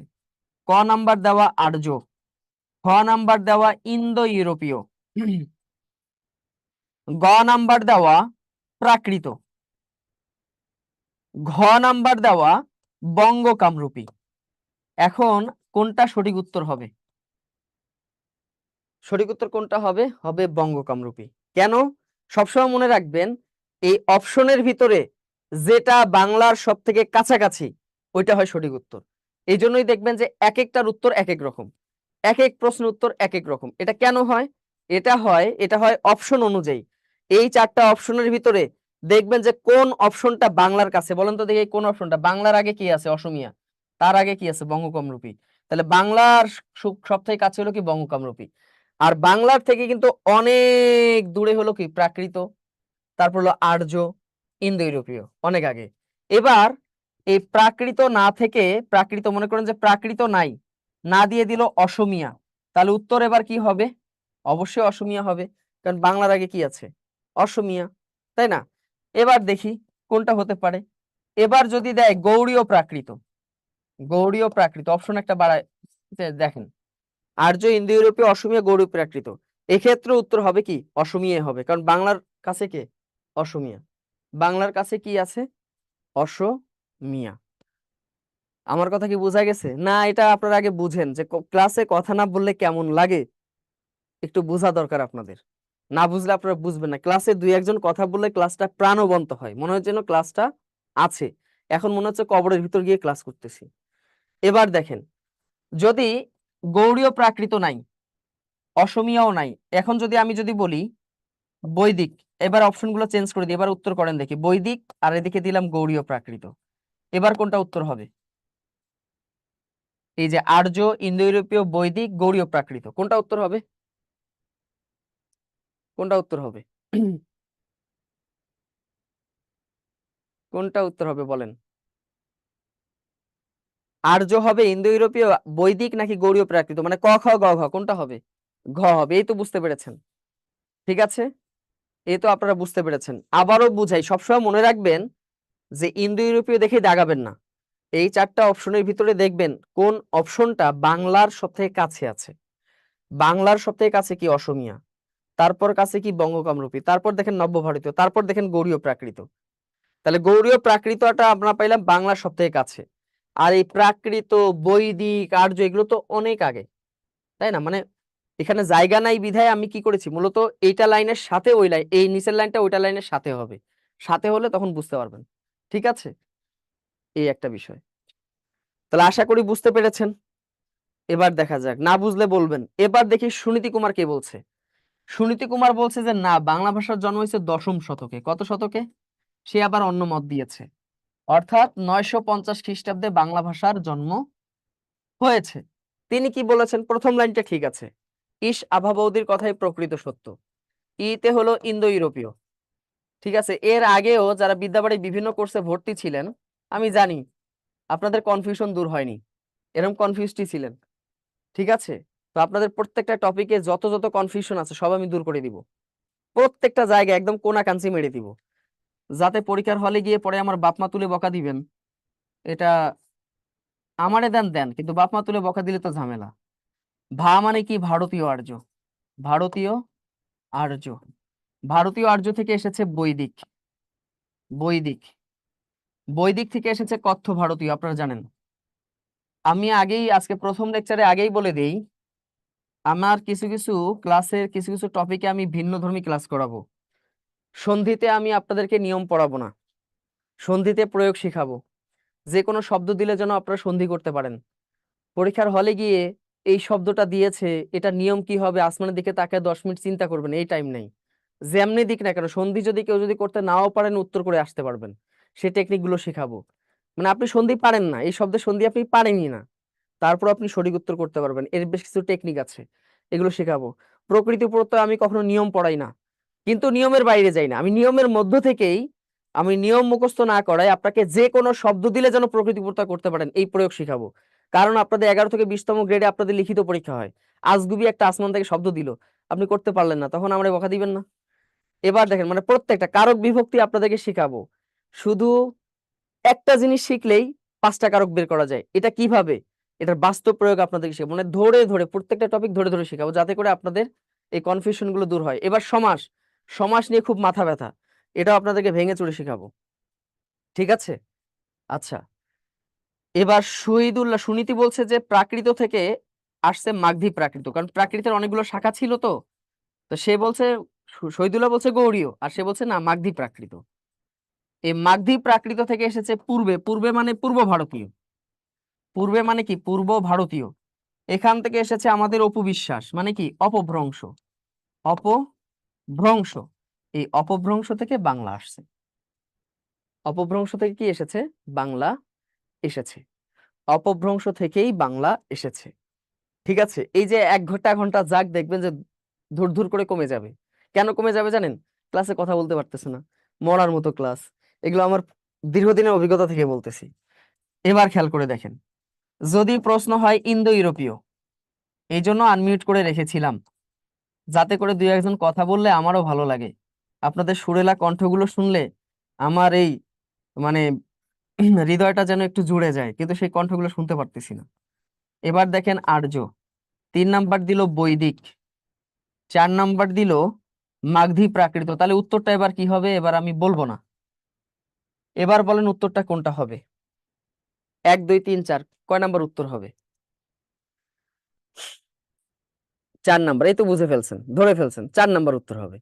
এবার দেখেন, যদি এখানে মাগধী প্রাকৃত না থাকে, না থেকে যদি বলে যে অপভ্রংশ, তাহলে কোনটা উত্তর দিবেন? অপভ্রংশ যদি থাকে, তাহলে উত্তর কি হবে? অপভ্রংশ হবে। এই তো বুঝতে পারছেন। তার মানে লাস্ট যে অপশনটা, মানে আপনাকে দেখতে হবে যে এই 4টা অপশনের ভিতরে কোন ভাষাটা বাংলার সবথেকে কাছে আছে, ঠিক আছে, বাংলার সবথেকে কাছে আছে, ওইটাই হবে সঠিক উত্তর, ঠিক আছে। এটাই হলো সঠিক উত্তর, বুঝতে পেরেছেন? এটাই হবে সঠিক উত্তর। অগ্রদূত বই দিয়ে হবে কিনা? আপডেটেড বই নিবেন, এখন প্রশ্ন প্যাটার্ন চেঞ্জ, 2017 সালে বই দিয়ে কি হয়, এখন প্রশ্ন প্যাটার্ন চেঞ্জ হয়েছে না। এখন আপনাদেরকে দেখাই, এখন একটু দেখাই, সেটা হলো, এখন যদি পরীক্ষায় তো থাকে যে বাংলা ভাষার উৎস কি, এখন সুনীতি আর শহীদুল্লাহ দুইটা মিক্স করে দিয়েছে, তখন কি করবেন? 1 নাম্বার দিল আর্য, মানে ক নাম্বার, খ নাম্বার দিল প্রাকৃত, গ নাম্বার দিল অপভ্রংশ, অপভ্রংশ হচ্ছে সুনীতির লাস্ট অপশন, আর ঘ নাম্বার দিল অসমীয়া, অসমীয়া হচ্ছে শহীদুল্লাহ লাস্ট অপশন। এই দুইটা কি দুইটারই লাস্ট অপশন না? এখন প্যাচ লাগবে, এখন কোনটা দিবেন? এখন দিবেন কোনটা? এই ভাষার ক্ষেত্রে গুরুত্ব দিবেন সুনীতি কুমার। কাকে দিবেন? সুনীতি কুমার। যখন শহীদুল্লাহ সুনীতি কুমার দুইটা যখন একসাথে মিক্স থাকবে, সেক্ষেত্রে সুনীতি কুমারকে প্রাধান্য দিতে হবে, সেক্ষেত্রে সুনীতি কুমার, ঠিক আছে, সবসময় মনে রাখবেন। সেক্ষেত্রে সবসময় যখন, যেমন শহীদুল্লাহর মতে এইটা হলো লাস্ট, এরপরই বাংলা আসছে। সুনীতির মতে অপভ্রংশ থেকেই বাংলা আসছে, তাহলে দুইটাই কিন্তু লাস্ট। এখন কোনটা দিব? অবশ্যই সুনীতি দিব। আর ভাষার জন্মের দিক থেকে যখন জন্ম জিজ্ঞেস করবে যে বাংলা ভাষার জন্ম কোন শতকে হয়েছে, সপ্তম, অষ্টম, নবম নাকি দশম শতক, শহীদুল্লাহর মতে সপ্তম আর সুনীতির মতে দশম, সেক্ষেত্রে শহীদুল্লাহকে প্রাধান্য দিতে হবে। সালের ক্ষেত্রে শহীদুল্লাহ, ঠিক আছে। অথবা দিল যে বাংলা ভাষার জন্ম কত খ্রিস্টাব্দে হয়েছে, 650, 750, 850 নাকি 950, সুনীতি বলছেন 950, শহীদুল্লাহ 650, এই ক্ষেত্রেও শহীদুল্লাহ। তাহলে সালের ক্ষেত্রে শহীদুল্লাহ আর ভাষার ক্ষেত্রে সুনীতি কুমার। আমার কথা কি বোঝা গেছে? সুনীতি কুমারকে কেন দিতে হবে এর কারণ আছে, মানে অন্যান্য যত ভাষাবিদ আছে তাদের অধিকাংশই সুনীতি কুমারকে সাপোর্ট দিয়েছে, দল ভারী তাই, ঠিক আছে। আর সালের ক্ষেত্রে শহীদুল্লাহ, সালের ক্ষেত্রে শহীদুল্লাহ সালটাকে সবাই গ্রহণযোগ্য মনে করেছে, এই জন্যই শহীদুল্লাহকে সালের ক্ষেত্রে দিতে হবে। তাহলে বাংলা ভাষার উদ্ভব, জন্ম, ক্রম, বিকাশ এগুলো ক্লিয়ার সবাই? তাহলে উপাদান উপকরণ পড়লাম এবং কি পড়লাম, বাংলা ভাষার জন্ম, এই আর কি বিষয়, ঠিক আছে। 6 মাসের কোর্সের এত পাওয়ার মানে বুঝলাম না। হ্যাঁ, 6 মাসের কোর্সের কি পাওয়ার একটু বলেন, একটু বুঝাই বলেন, একটু আমি কম বুঝি আর কি, ঠিক আছে। এখন অনেকেই কিন্তু 2-1 আবার চলে যাবে, বিরক্ত লাগবে, কারণ এখানে আনমিউট করা, যে আমি বলি যারা পরে যুক্ত হয়েছেন আমি মিউট করে আনমিউট করেই ক্লাস করাই, কিন্তু আপনারা ডিস্টার্ব করছেন এই জন্য মিউট করে রাখছি, ঠিক আছে। আবার কখনো যদি মনে হয়, আচ্ছা ও সুনীতি কুমারের কোর্স, আচ্ছা এবার খেয়াল করে দেখেন, এই যে আমরা যদি একটু ছবি দেখে দেখে যদি বলি, আসলে পড়াশোনা কিন্তু বিভিন্ন ভাবে করতে হয়। কেন্তম আর শতম, এই দুটা কি, এই কেন্তম এবং শতম, এই দুটাকে দেখেন না, প্রশ্ন আছে। কেন্তম শতম হচ্ছে ইন্দো ইউরোপীয় থেকে, তাহলে শতম থেকে কি আসছে, আর্য ভাষা আসছে, এখান থেকে আসছে ভারতীয় আর্য ভাষা, এখান থেকে এসেছে কি ভাষা, বৈদিক ভাষা, সেখান থেকে আসছে কথ্য ভারতীয়, সেখান থেকে আসছে প্রাকৃত, এখান থেকে আসছে গৌড়ীয় প্রাকৃত, তারপর আসছে কি নব্য ভারতীয়, তারপর আসছে বঙ্গকামরূপী, তারপর আসছে অসমীয়া, এই যে অসমান রাস্তা, তারপর আসছে বাংলা। এটাকে বলছে শহীদুল্লাহ নাকি? এটা হলো শহীদুল্লাহ। এবার দেখেন সুনীতি কুমার কি বলছে, কেন্তম শতম, সেখান থেকে আর্য, তারপর ভারতীয় আর্য, সেখান থেকে এসেছে বৈদিক, তারপর কথ্য ভারতীয়, তারপর আসছে কি প্রাকৃত, এখান থেকে এসেছে পূর্ব ভারতীয়, তারপর আসছে আমাদের অপু বিশ্বাস, তারপর আসছে বাংলা, ঠিক আছে। অপু বিশ্বাসের ছবি নিয়ে আসছি কারণ এখানকার যারা ছেলে জাতি আছে, পুরুষ জাতি, নির্যাতিত জাতি তো, প্রায় 34-35 বছর তারা নারীদের দ্বারা নির্যাতিত হয়েছে, একটু দেখে মনটা একটু চাঙ্গা আর কি যাতে হয় ছেলেদের, কারণ ছেলেরা এমনিতেই নির্যাতিত, ঘরে নির্যাতিত, বাইরে নির্যাতিত, তাই না। আমার ঘরে আমি মেম্বার, বউ আমার চেয়ারম্যান, তাই না। একটা উপমিত কর্মধারা সমাস আছে, সিংহ পুরুষ, এটা কেন উপমিত, এটা যদি হইতো বিড়াল পুরুষ তাহলে এটা উপমান হইতো, কারণ পুরুষরা সবসময় বেড়ালি, বুঝতে পেরেছেন, পুরুষরা সবসময় বেড়ালি হয়, এটা কিন্তু মনে রাখবেন। এটা বেড়াল পুরুষ হলে উপমান হইতো, যেহেতু সিংহ পুরুষ, পুরুষ কখনো সিংহ হইতে পারে না, সিংহ নারী হইতে পারে, ঠিক আছে, তাইলে এটা আবার ঠিক আছে, উপমিত হবে, উপমান হবে, এই বিষয়গুলো মনে রাখতে হবে। আর একটা জিনিস আপনারা মনে রাখবেন, এই যে পুরুষদেরকে চাঙ্গা করার জন্য আমি অনেক ধরনের পদ্ধতি নিব, নারীরা এমনিতেই চাঙ্গা, নারীরা হলো সবসময় কি, নারীরা এমনিতেই সবসময় পাওয়ারফুল অল টাইম, পুরুষরা মাঝে মাঝে নেতায়ে যায়, এই পুরুষ জাতিকে একটু চাঙ্গা করতে হবে, নারীরা এমনিতেই ক্লাসে চাঙ্গা থাকবে সবসময় ইনশাল্লাহ, কারণ আমি আপনাদের পক্ষে। আল্লাহ রাসূল সাল্লাল্লাহু আলাইহি সাল্লাম সব থেকে বেশি সম্মান জানিয়েছেন নারীদেরকে। রাসূল সাল্লাল্লাহু আলাইহি সাল্লাম 2 জনকে গায়ের চাদর দিয়েছিলেন, একজন হলেন বসরি রাদিয়াল্লাহু তাআলা আনহু, তাকে, সে রাসূলকে নিয়ে একটা কবিতা লিখছিল, এটা খুশি হয়ে তিনি নিজের গায়ের চাদর তাকে পরিয়ে দিয়েছেন। আর রাসূলের যে দুধমা ছিল হালিমা সাদিয়া, তাকে রাসূল কি করছে, নিজের গায়ের চাদর বিছাইয়ে দিয়ে তাকে বসাই দিয়েছেন। নারীদেরকে সব থেকে বেশি সম্মান করে, এই জন্য ক্লাসে নারীরা এমনিতেই খুশি থাকবে, সমস্যা নেই, কিন্তু ছেলেরা যাতে অখুশি না হয়, চাঙ্গা করার ব্যবস্থা আমি করবো ইনশাল্লাহ, যেহেতু অবলা জাতি, তাই না, ছেলেরা হলো অবলা। এখন উত্তর কোনটা হবে, এবার কিন্তু পারবেন, এতদিন কিন্তু প্রাকৃত দাগাইতেন, ঠিক আছে। ভুল বোঝাবুঝি হয়েছে না, আচ্ছা না এটা ঠিক হয়ে যাবে, ঠিক আছে। না না ওইটা না, ভুল বোঝাবুঝি, আমি তো ওইভাবে নেইনি, সবগুলো কথা কি মাইন্ড করলে হয় নাকি, আপনাদের এখন বড় হয়ে গেছেন, মনটা বড় করবেন, এক হৃদয়ে যেন অসংখ্য নারীর জায়গা হয়, এরকম হৃদয় হবে আপনাদের। হ্যাঁ, এই একজন নারী নিয়ে সংসার করবে, এটা তো কাপুরুষের লক্ষণ, বহু নারীতে আসক্ত হইতে হবে। তৌহিদুল ইসলাম ভাই, এখানে ভুল বুঝাবুঝি কিছু নাই। হ্যাঁ, এটা আর কি। এবার দেখেন বঙ্গ কামরূপী, তাই না? এতদিন কিন্তু প্রাকৃত দাগাইতেন, এখন কিন্তু বঙ্গ কামরূপী। এবার দেখেন বাংলার আদি অধিবাসীগণ কোন ভাষাভাষী ছিল? আদি অধিবাসী, এটা কিন্তু আমি আপনাদেরকে ইনডাইরেক্টলি বলেছি, অস্ট্রিক হবে, কারণ বাংলার আদি অধিবাসী ছিল অস্ট্রিক, তার ভাষা হলো কি অস্ট্রিক। বাংলা, এটা ১৭তম বিসিএস এর প্রশ্ন, বাংলা ভাষার উদ্ভব হয়েছে একটা ভাষা থেকে। এবার কিন্তু আর ভুল হবে না, এতদিন প্রাকৃতই দাগাইতেন আমি জানি, এবার দাগাবেন কি অপভ্রংশ। মিল পাচ্ছেন? প্রশ্নের সাথে আমার আলোচনা মিল তো পাচ্ছেন? এগুলো বিসিএস এর প্রশ্ন, এগুলো কিন্তু আমি বানায় আনি নাই, এগুলো আপনাদের লেকচার শিটেও আছে, ঠিক আছে? এবার দেখেন, আচ্ছা পুরুষরা সবসময় অবলাই, কারণ আমরা জানি যে একজন অবলা পুরুষ যখন একজন সবলা রমণীকে আজীবন সন্তুষ্ট করিতে পারিবে না জানিয়াও সারা জীবন সন্তুষ্ট করিবার ব্যর্থ প্রচেষ্টায় লিপ্ত হয়, ইহাকেই বলা হয় বিবাহ। তো পুরুষরা সবসময় অবলাই থাকে, এরা সারা জীবন বউকে সন্তুষ্ট করিবার চেষ্টা করে, কিন্তু কখনো বউরা সন্তুষ্ট হয় না। বারাক ওবামা বলেছিল, আমি সারা বিশ্ব শাসন করলাম, কিন্তু মিশেল ওবামার কখনো মন জয় করিতে পারিলাম না। এটাই হলো বিষয়, ঠিক আছে? তো এটা কিন্তু মনে রাখতে হইবে, পুরুষরা সবসময় অবলা, ঠিক আছে? আমি নারীদের পক্ষে কথা বলিলেও পুরুষরা ভাই আপনাদের পিছনে কিন্তু আমি আছি, টেনশন করিয়েন না। আর পুরুষরা যে অবলা, এটার দলিল ইনশাল্লাহ আপনারা 4 নম্বর লেকচারে পেয়ে যাবেন, দলিল সহ। আমি কিন্তু কখনো দলিল ছাড়া কথা বলি না, দলিল ছাড়া কখনো ফতোয়া দেই না, ঠিক আছে? দলিল ছাড়া কখনো তাবিজও বেশি না, অবশ্যই দলিল আছে। এবার খেয়াল করে দেখেন, আমি নিজেই ল্যাঙ্গুয়েজ পড়েছি, ভাষার ক্লাস নেই, মনের ভিতর যদি রস যদি না থাকে তাহলে কি হইল? আমি দুইজন মানুষকে খুব ভালোবাসি, সত্যি কথা, একজন সম্রাট আকবর আর একজন হিটলার। আমি নিজে হিটলার হইতে চাই, এই জন্য হিটলার এখানে দাঁড়িয়ে রাখছে, আমি কিন্তু এখানে রাখছি। এর দাড়ির রহস্য হচ্ছে এটাই, এমনি এমনি তো রাখিনি। সম্রাট আকবর হইতে চাই, বাংলাদেশে পুরুষের থেকে 60 লাখ নারী বেশি, এদের দায়িত্ব নিতে চাই, আমার জন্য দোয়া করবেন, ঠিক আছে? আবার ভাইবেন না যে আমার চরিত্র নষ্ট হয়ে গেছে, চরিত্র ঠিক আছে। এবার আমরা দেখব বাংলা ব্যাকরণ, এবার দেখব কি বাংলা ব্যাকরণ। বাংলা ব্যাকরণ সম্পর্কে তথ্য আপনাদের বইতে আছে, কিন্তু এইভাবে গুছানো পাবেন না, এখানে সবগুলো গুছিয়ে করা আমার নিজের মতো করে, মানে আমার গার্লফ্রেন্ডের মতো করে সুন্দর করে যত্ন করে এখানে সাজানো আর কি, বইতে এত সুন্দর সাজানো পাবেন না। বাংলা ভাষার প্রথম যে ব্যাকরণ, প্রথম ব্যাকরণ, এটার নাম কি? ভোকাবুলারিও এম ইডিওমা বাঙ্গালা ই পর্তুগিজ। এটা হচ্ছে বাংলা সাহিত্যের, বাংলা ভাষার প্রথম ব্যাকরণ। এটার এটার ভাষা, এটা কোন ভাষায় রচিত হয়? এটার ভাষা ছিল পর্তুগিজ ভাষা, এটার ভাষা কি ছিল?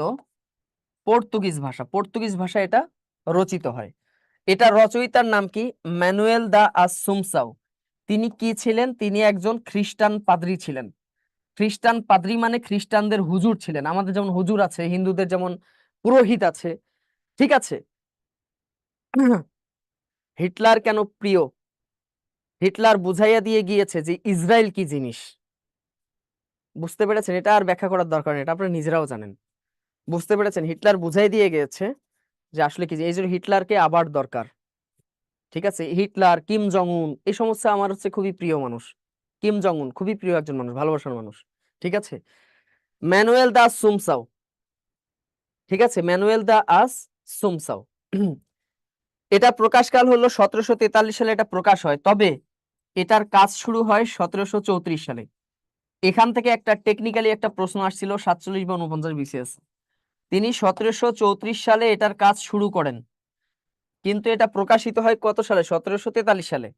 এটা প্রকাশ হয়েছে লিসবন থেকে, পর্তুগালের রাজধানী লিসবন থেকে প্রকাশিত হয়েছে।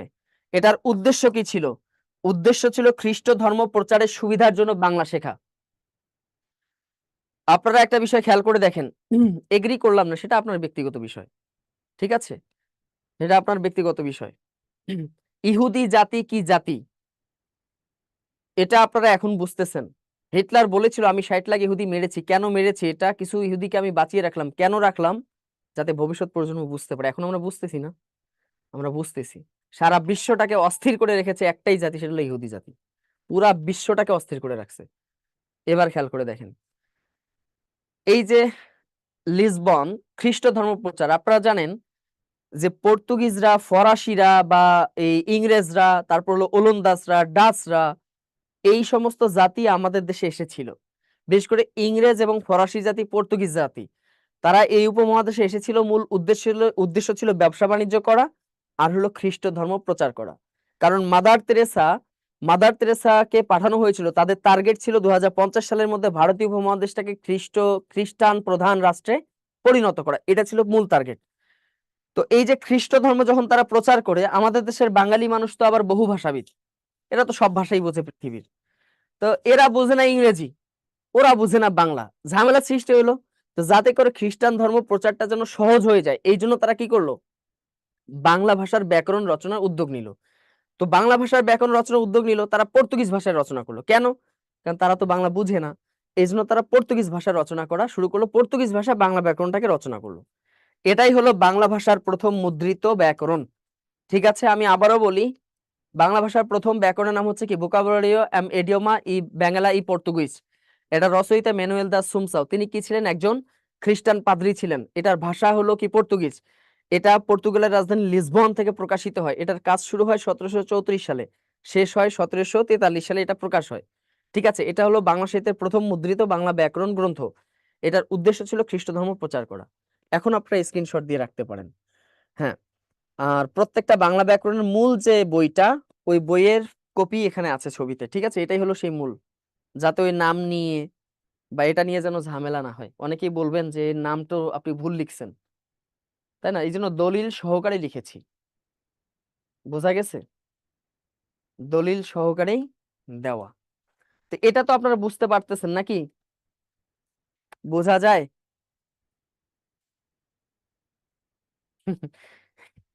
সবার বাক স্বাধীনতা হরণ, খুব ভাল লাগতেছে আমার। ঠিক আছে, আরে বেচারারা কি যে কষ্টের মধ্যে আছে, জি যন্ত্রণার স্যার। মধ্যে আছে। স্যার ক্লাস একটু কথা না বলতে পারলে স্যার ক্লাস কেমন মরা মরা লাগে। আচ্ছা, জি স্যার। এবার বুঝতে পারছেন? আচ্ছা, তবে বাইরে থেকে যাদের সাউন্ড হয় তারা একটু মিউট করে রাখবেন, যাতে করে বাইরে থেকে সাউন্ড না হয়। ঠিক আছে, এবার খেয়াল করে দেখেন, এটা হলো দ্বিতীয় ব্যাকরণ, এবং এটা কিন্তু সেই মূল, এটা কিন্তু মূল বইটা। হ্যাঁ, এটা কিন্তু মূল বইটা নিয়ে এসেছি সেই সেই সময় যে প্রকাশিত। এটা হলো দ্বিতীয় ব্যাকরণ, বাংলা সাহিত্যের দ্বিতীয় ব্যাকরণ। মনে রাখবেন, এটা হলো বাংলা সাহিত্যের মানে বাংলা ভাষার প্রথম আদর্শ ব্যাকরণ, যদিও দ্বিতীয়, কিন্তু এটা হলো বাংলা ভাষার প্রথম আদর্শ ব্যাকরণ। মনে রাখবেন, এটা দ্বিতীয় হলেও এটা হলো বাংলা ভাষার প্রথম আদর্শ ব্যাকরণ। এর কারণ কি? এর কারণ হচ্ছে যে এখানে প্রায় 800 থেকে 1000 বাংলা শব্দ সংযোজন করা হয়েছিল।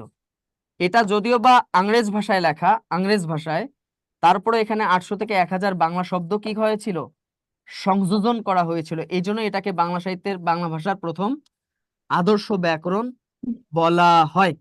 ঠিক আছে, এটা এটা রচয়িতাকে নাথানিয়াল ব্রাসি হ্যালহেড, যাকে আমরা সংক্ষেপে বলি এনবি হ্যালহেড। সংক্ষেপে বলি কি, এনবি হ্যালহেড। এই এনবি হ্যালহেড তিনি নিজে কি ছিলেন? তিনি নিজে একজন খ্রিস্টান পাদ্রী ছিলেন। মানে কি, সেও একজন ধর্ম প্রচারক ছিলেন, সেও একজন ধর্ম প্রচারক ছিলেন। এনার বইয়ের নাম হচ্ছে grammar of the Bengal language. নামটা মনে রাখবেন, এই নামে আরো বই আছে। আর grammar of the Bengal language, অর্থাৎ সংক্ষেপে বলতে পারেন এজিবিএল। আর grammar of the Bengal language, এই বেঙ্গল বেঙ্গল বেঙ্গল, এটার ভাষা ছিল ইংরেজ ভাষা, ইংরেজি ভাষায় এটা রচনা করে, এবং এটা হলো 1778 সালে প্রকাশিত হয়। তাহলে মনে রাখবেন, বাংলা ভাষার দ্বিতীয় ব্যাকরণের নাম হচ্ছে grammar of the Bengal language, AGBL. এটা রচয়িতা হচ্ছে এনবি হ্যালহেড বা নাথানিয়াল ব্রাসি হ্যালহেড। তিনি পেশায় ছিলেন খ্রিস্টান পাদ্রী। এটা হলো বাংলা সাহিত্যের দ্বিতীয় ব্যাকরণ, হলো বাংলা ভাষার দ্বিতীয় ব্যাকরণ হলেও এটা হচ্ছে বাংলা ভাষার প্রথম আদর্শ ব্যাকরণ। কারণ কি, এখানে প্রায় 800 থেকে 1000 বাংলা শব্দ সংযোজন করা হয়েছিল। ঠিক আছে, সংযোজন করা হয়েছিল। আচ্ছা, এবার খেয়াল করে দেখেন, এরপর এটা হলো ইংরেজি ভাষা, 1778 সালে প্রকাশিত হয়। তবে আরেকটা তথ্য মনে রাখবেন, এটা কিন্তু ইংরেজিতে লেখা প্রথম ব্যাকরণ। বুঝতে পেরেছেন? তথ্যের ভিতরে তথ্য, মানে ইংরেজি ভাষায় লেখা প্রথম বাংলা ব্যাকরণ, সামগ্রিকভাবে দ্বিতীয়, কিন্তু ইংরেজিতে লেখা প্রথম। ইংরেজিতে লেখা প্রথম। ঠিক আছে, এই তো এখন এতদূর বুঝতে পেরেছেন তো এই সম্পর্কে ক্লিয়ার? দ্বিতীয় ব্যাকরণ সম্পর্কে জি স্যার। তথ্যগুলো সাজিয়ে গুছিয়ে জি পড়বেন, স্যার। ঠিক আছে? কারো বুঝতে সমস্যা হলে কমেন্টস করবেন। বোঝা গেছে? আচ্ছা, আমার এখানে একজনকেই শো করতেছে খালি, যিনি ভিডিও অন করে রাখছেন, বাকিদের দেখতে পারতেছি না। এই জন্য যারে পাচ্ছি, যাকে যাকে পাইছি তাকে আনমিউট করে দিয়েছি, বাকিদের আর খোঁজ খবর পাচ্ছি না। এবার দেখেন স্যার বাকিদের। আসসালামু আলাইকুম। ওয়ালাইকুম আসসালাম, বলেন। স্যার আমি না চ্যাট অপশনে মেসেজ আমার হচ্ছে মানে যাচ্ছে না, ডিসেবল করা আছে। আল্লাহর দোষ। আল্লাহ কেন মানুষ দুনিয়াতে পাঠাইছে? না পাঠাইলে আজকে এত অভিযোগ শুনতে হইতো না। সব দোষ কার? আল্লাহর। চ্যাট অপশন পাচ্ছেন না দেখি, আমার ভাই একটু বাইরে গেছে মনে হয় নাস্তা করতে, একটু আসলে আপনাদেরকে বলতেছি কেমনে চ্যাট করতে হয়। এবার স্যার এটা আমারও সঠিক। পাঠানো আছে তো? আচ্ছা, এটা হলো বাংলা সাহিত্যের তৃতীয় বাংলা ব্যাকরণ, তবে ইংরেজিতে লেখা কততম? দ্বিতীয়।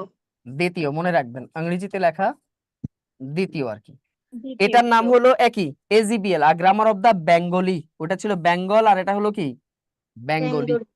এর নামের মধ্যে একটু পার্থক্য, বেঙ্গলি ল্যাঙ্গুয়েজ এজিবিএল, এটাকেও এজিবিএল বলা হয়। আর grammar of the Bengali language এটা লিখেছেন উইলিয়াম কেরি। এই ভদ্রলোকের অবদান আছে অনেক। এই ভদ্রলোকও ছিলেন খ্রিস্টান পাদ্রী, সবাই ধর্মপ্রচারক, ঠিক আছে, খ্রিস্টান পাদ্রী। 1801 সালে এটা প্রকাশ হয়, এটার ভাষা ছিল ইংরেজি। হ্যাঁ, এই যে বেঙ্গলি বানান নিয়ে আবার ঝামেলা হইতে পারে, এই জন্য তো নিয়ে আসছি, মূল বইটা নিয়ে আসছি। হ্যাঁ, এটা দেখেন এখানে দেয়া আছে, grammar of the Bengali language, এটা হলো তৃতীয় বাংলা ব্যাকরণ। বুঝিতে পেরেছেন? জি স্যার। এইটাই।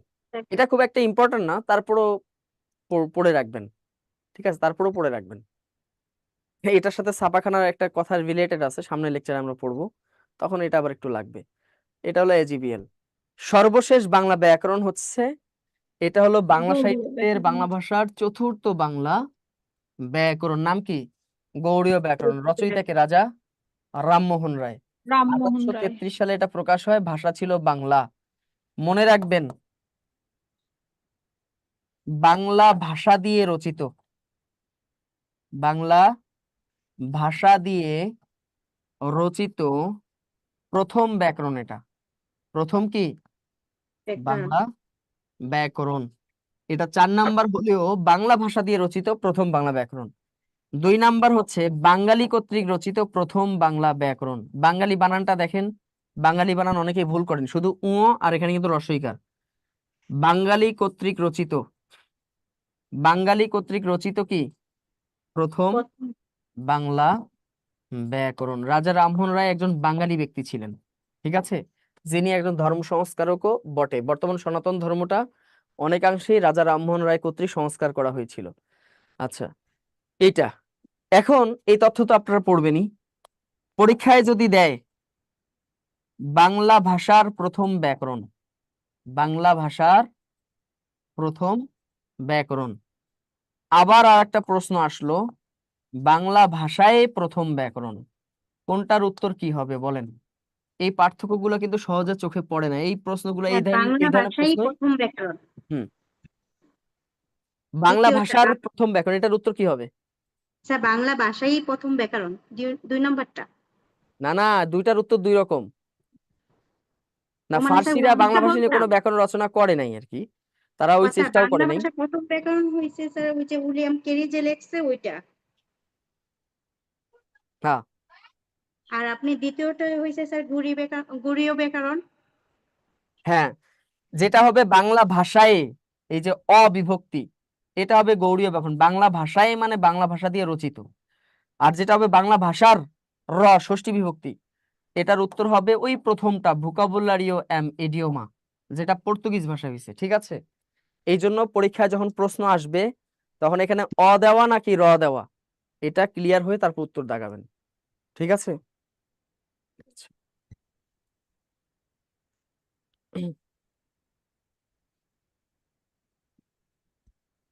বুঝতে পারিছেন?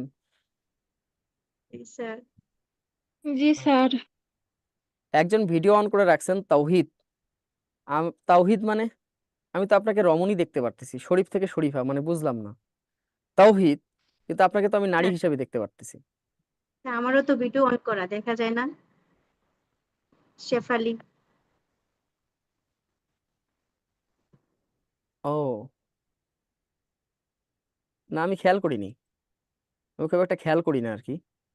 এখানে মাত্র প্রথম 4-5 জনকে দেখতে পাই, 4 জনকে দেখতে পাই, বাকিদের দেখতে পাই না আর কি।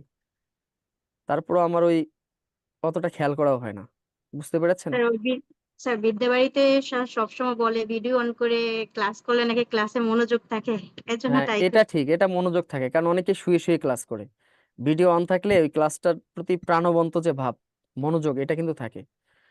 আচ্ছা, তো বাকি যারা আছেন সবাই কি বুঝতে পেরেছেন এখনো?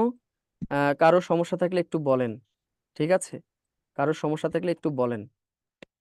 স্যার বলেন। আর এখান থেকে আমি আপনার কথাগুলো স্পষ্ট শুনতে পাচ্ছি, কিন্তু বোর্ডের যে লেখাগুলো এগুলো স্পষ্ট দেখতেও পাচ্ছি না এবং টাইমলি সেটা সামনেও আসতেছে না। ও, এটা হলো নেটের সমস্যা, আপনার ফোনে হয়তো নেট ফল, এই জন্য হয়তো বা এটা হতে পারে। তাহলে পরবর্তীতে আমি রেকর্ড ক্লাসগুলো আবার দেখে নিব। দেখবেন, এই জন্য আপনি জুম থেকে একটু বের হয়ে আবার আসেন, এটা একটা সহজ উপায়, তাতে করে একটু। আর মাঝে মাঝে আপনারা জুমটাকে একটু ইয়ে করবেন, আপডেট করে নেবেন, মাঝে মাঝে আপডেট দিবেন, ঠিক আছে? Okay sir. স্যার অলরেডি দুবার বের হয়ে জয়েন করেছি, আজকের মতো আচ্ছা, থাকুক। এবার আমাদের দেখেন, এখানে তো সুন্দর আসতেছে। ব্যাকরণ শব্দের সঠিক অর্থ কি? বিশেষভাবে বিশেষভাবে বিশ্লেষণ। বিশ্লেষণ। বিশেষভাবে বিশ্লেষণ। কে সর্বপ্রথম বাংলা টাইপ সহযোগে বাংলা মুদ্রণ যন্ত্র আবিষ্কার করেন, মানে মুদ্রণ যন্ত্র করেন? স্যার বেসি হেলডে। Brassey halide. কারণ সর্বপ্রথম বাংলা শব্দ ব্যাকরণে সংযোজন করছিল কে? ব্রাসি হ্যালেট না? ব্রাসি হ্যালেট, ঠিক আছে? ব্রাসি হ্যালেট, তিনি সর্বপ্রথম এটা করেছিলেন। এবার ঈশ্বরচন্দ্র বিদ্যাসাগরের একটা ব্যাকরণ আছে, ব্যাকরণ কুমুদি। ব্যাকরণ কৌমুদি। ঈশ্বরচন্দ্র বিদ্যাসাগর লিখছেন বর্ণ পরিচয়, যেটা সম্ভবত 49 BCS আসছিল বা 50 যে কোনো একটাতে। বর্ণ পরিচয়, তারপর শব্দ মঞ্জুরি, শ্লোক মঞ্জুরি, আখ্যান মঞ্জুরি, এগুলো কার লেখা? সব শিশুতোষ গ্রন্থ, ঈশ্বরচন্দ্রের লেখা। আচ্ছা, এবার দেখা যাক একজন শ্রেষ্ঠ বৈয়াকরণিক কে? দেখেছেন, শুরু হয়ে গেছে, মাছ ভাজা শুরু হয়ে গেছে। ডক্টর মোহাম্মদ শহীদুল।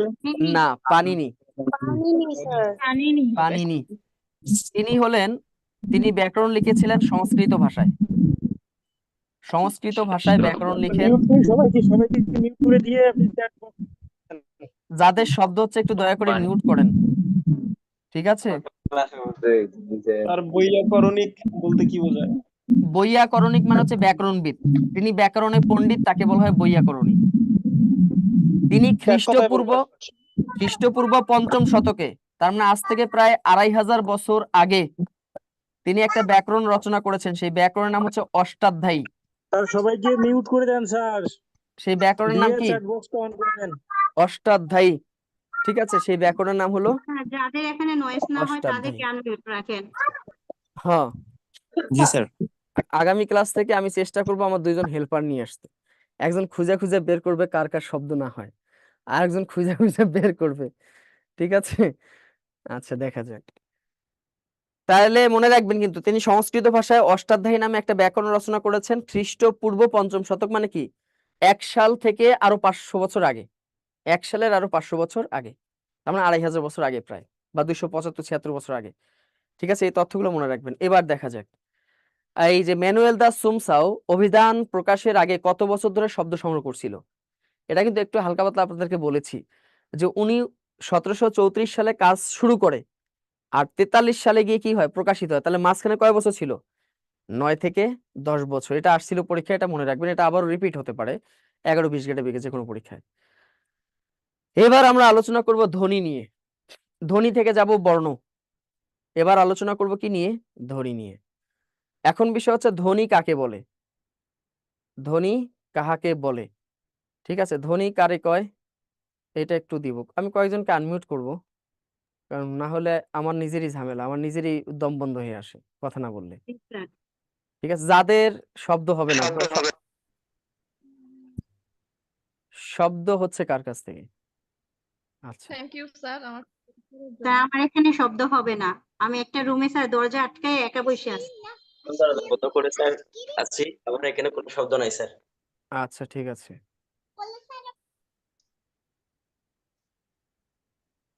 যারা হাত তুলেছেন কারা কারা খুঁজেই তো পাই না। আচ্ছা হুম, এই যে বিষয়গুলো হচ্ছে এবার খেয়াল করে দেখেন। বিপুল চন্দ্র রায়, আপনার কাছে তো শব্দ নাই, না থাকলে আনমিউট করেন। শব্দ থাকলে আনমিউট করার দরকার নাই, আমি রিকোয়েস্ট দিয়েছি। আচ্ছা, এরপর আছেন মুত্তাকিন একজন আছেন। যাক, শব্দ যদি না হয় তাহলে আনমিউট করেন, আমি রিকোয়েস্ট দিয়েছি। ঠিক আছে,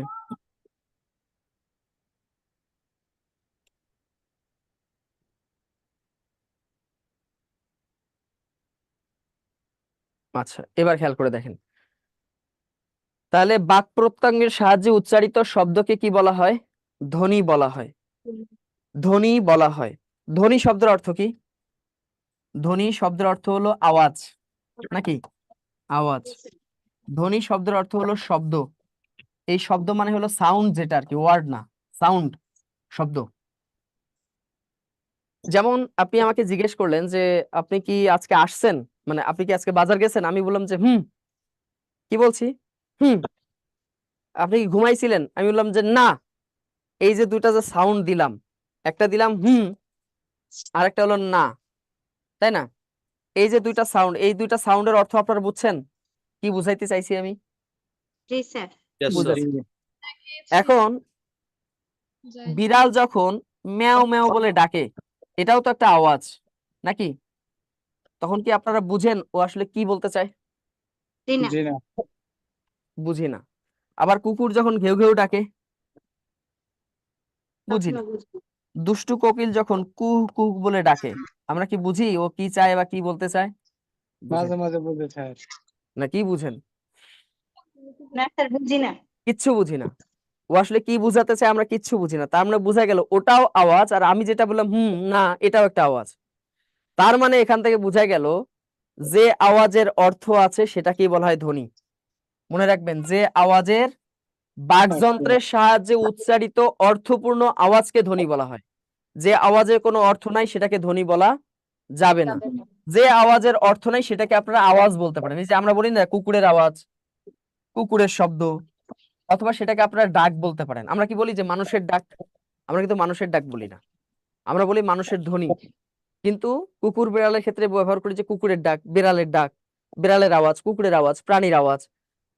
তাহলে মনে রাখবেন যে একমাত্র অর্থপূর্ণ আওয়াজটাকে ধ্বনি বলা হয়। যে আওয়াজের অর্থ আছে সেটাই ধ্বনি, যে আওয়াজের কোনো অর্থ নেই সেটাকে ধ্বনি বলা যাবে না। বুঝতে পেরেছেন? সেটাকে আমরা কখনো ধ্বনি বলবো না। তাহলে এই একটা বিষয়। আর বাকযন্ত্রের সাহায্যে বলতে, বাকযন্ত্র কতগুলো আছে? 14টা বাকযন্ত্র আছে, আপনাদের লেকচার শিটে দেওয়া আছে। এই বাকযন্ত্র থেকে তেমন একটা প্রশ্ন হয় না, শুধু ফুসফুসটা মনে রাখবেন। অনেক সব প্রশ্ন আসে যে নিচের কোনটি বাকযন্ত্র, সেটা হলো ফুসফুস। ফুসফুস হচ্ছে বাকযন্ত্রের একটা অংশ। অনেকে ফুসফুসকে বাকযন্ত্র, এছাড়া দেখেন জিভ, আলজিভ, দাঁত, তারপর জিহ্বা, তালু, হ্যাঁ, তারপর অগ্রদন্ত, দন্তমূল, এগুলো সবই হচ্ছে বাকযন্ত্রের কি অংশ। এটা এখন যে বিষয়টা হচ্ছে যে এই যে বাকযন্ত্রের সাহায্যে উচ্চারিত অর্থপূর্ণ আওয়াজকে ধ্বনি বলা হয়। এই ধ্বনিগুলোকে কত প্রকার ভাগ করা হয়? 2 ভাগে। আমরা যে আওয়াজগুলো করি এই আওয়াজগুলো 2 ধরনের হয়। একটা হলো স্বরধ্বনি, আর একটা কি ধ্বনি? ব্যঞ্জন ধ্বনি। স্বরধ্বনি বলতে বোঝায় আপনাদের মুখের ভিতরে দেখেন এরকম ফাঁকা জায়গা আছে কিনা, যদি না থাকে তাহলে হাসপাতালে গিয়ে এটা খোদাই করে নিয়ে আসবেন। এরকম একটা ফাঁকা জায়গা আছে আমাদের, এই যে এখানে আপনাদের গলার এখানে একটা গর্ত আছে, ভালো করে দেখেন, এই গলার এখানে একটা গর্ত আছে না? এই গর্ত থেকে শুরু করে এই যে গলার যে অংশ, এটার নাম হলো স্বরতন্ত্র। এই গর্তের উপরের অংশটাকে বলা হয় স্বরতন্ত্র। এখান থেকে যে আওয়াজগুলো আসে এই আওয়াজগুলো স্বাধীনভাবে উচ্চারিত হয়। যেমন দেখেন অ, আ, ই, উ, কোথাও বাধাপ্রাপ্ত হচ্ছে? অথবা জিভ কি কোথাও ঘর্ষণ লাগে? একটু নিজেরা পড়ে দেখেন, অ, আ, ই, উ, জিভ কি কোথাও ঘর্ষণ লাগতেছে? দাঁতের সাথে, জিভের সাথে কোথাও ঘর্ষণ লাগতেছে না। তার মানে এই স্বরতন্ত্র থেকে যে আওয়াজগুলো স্বাধীনভাবে উচ্চারিত হয় এগুলোর নাম হলো কি ধ্বনি? স্বরধ্বনি। আর যে ধ্বনিগুলো উচ্চারণ করার সময় ঘর্ষণ সৃষ্টি হয়, যে ধ্বনিগুলো উচ্চারণ করার সময় কি সৃষ্টি হয়? ঘর্ষণ সৃষ্টি হয়। যেমন উচ্চারণ করেন ক, ক, ক যখন উচ্চারণ করে দেখেন, ক উচ্চারণ করার আগে জিভ উপরের তালুর সাথে কিন্তু লেগে যায়। কলাও ক লেগেছে লেগে যায়, মানে ক বলার শুরুতে লেগে যায়, তারপর ঘর্ষণ সৃষ্টি হয়ে সেটা কি হয়ে যায়, খুলে যায়, তারপর কটা উচ্চারিত হয়, হয় না? যদি বলেন যে চ, চ দেখেন জিভটা উপরের তালুর সাথে ঘর্ষণ লাগে কিনা, চ লাগতেছে। জি স্যার। যদি বলেন ন, ন জিভের মাথাটা দাঁতের সাথে লাগে কিনা, ন, কোথাও না কোথাও ঘর্ষণের সৃষ্টি হচ্ছে, কোথাও না কোথাও ঘর্ষণ হচ্ছে। কিন্তু এখন উচ্চারণ করেন দেখি অ, আ, কোথাও লাগে, কোথাও ঘর্ষণ লাগতেছে, জিভের সাথে কারো সম্পর্ক আছে? এখানে দেখেন অ, আ, ই, উ, কোথাও লাগে? কোথাও লাগে না। ও, ওই, ও, কোথাও লাগে? লাগে না। তার মানে যে ধ্বনিগুলো উচ্চারণ করতে কোথাও ঘর্ষণ লাগে না সেটা হলো স্বরধ্বনি, আর যে ধ্বনিগুলো উচ্চারণ করতে গেলে মুখের কোথাও না কোথাও ঘর্ষণ লাগে, ঘর্ষণের ফলে যে আওয়াজগুলোর বর্ষণ হয় উহাকেই বলা হয় কি, ব্যঞ্জন ধ্বনি। ঠিক আছে, তাহলে স্বরধ্বনি, ব্যঞ্জন ধ্বনি, দুই ধরনের ধ্বনি আছে। এখন দেখা যায় যে ধ্বনি তো দুই ধরনের আছে, তো বাংলা ভাষার টোটাল বর্ণ কতগুলো আছে? 50টা নাকি? 50টি। আচ্ছা। তো এখন দেখেন তাহলে ধ্বনি কতগুলো আছে?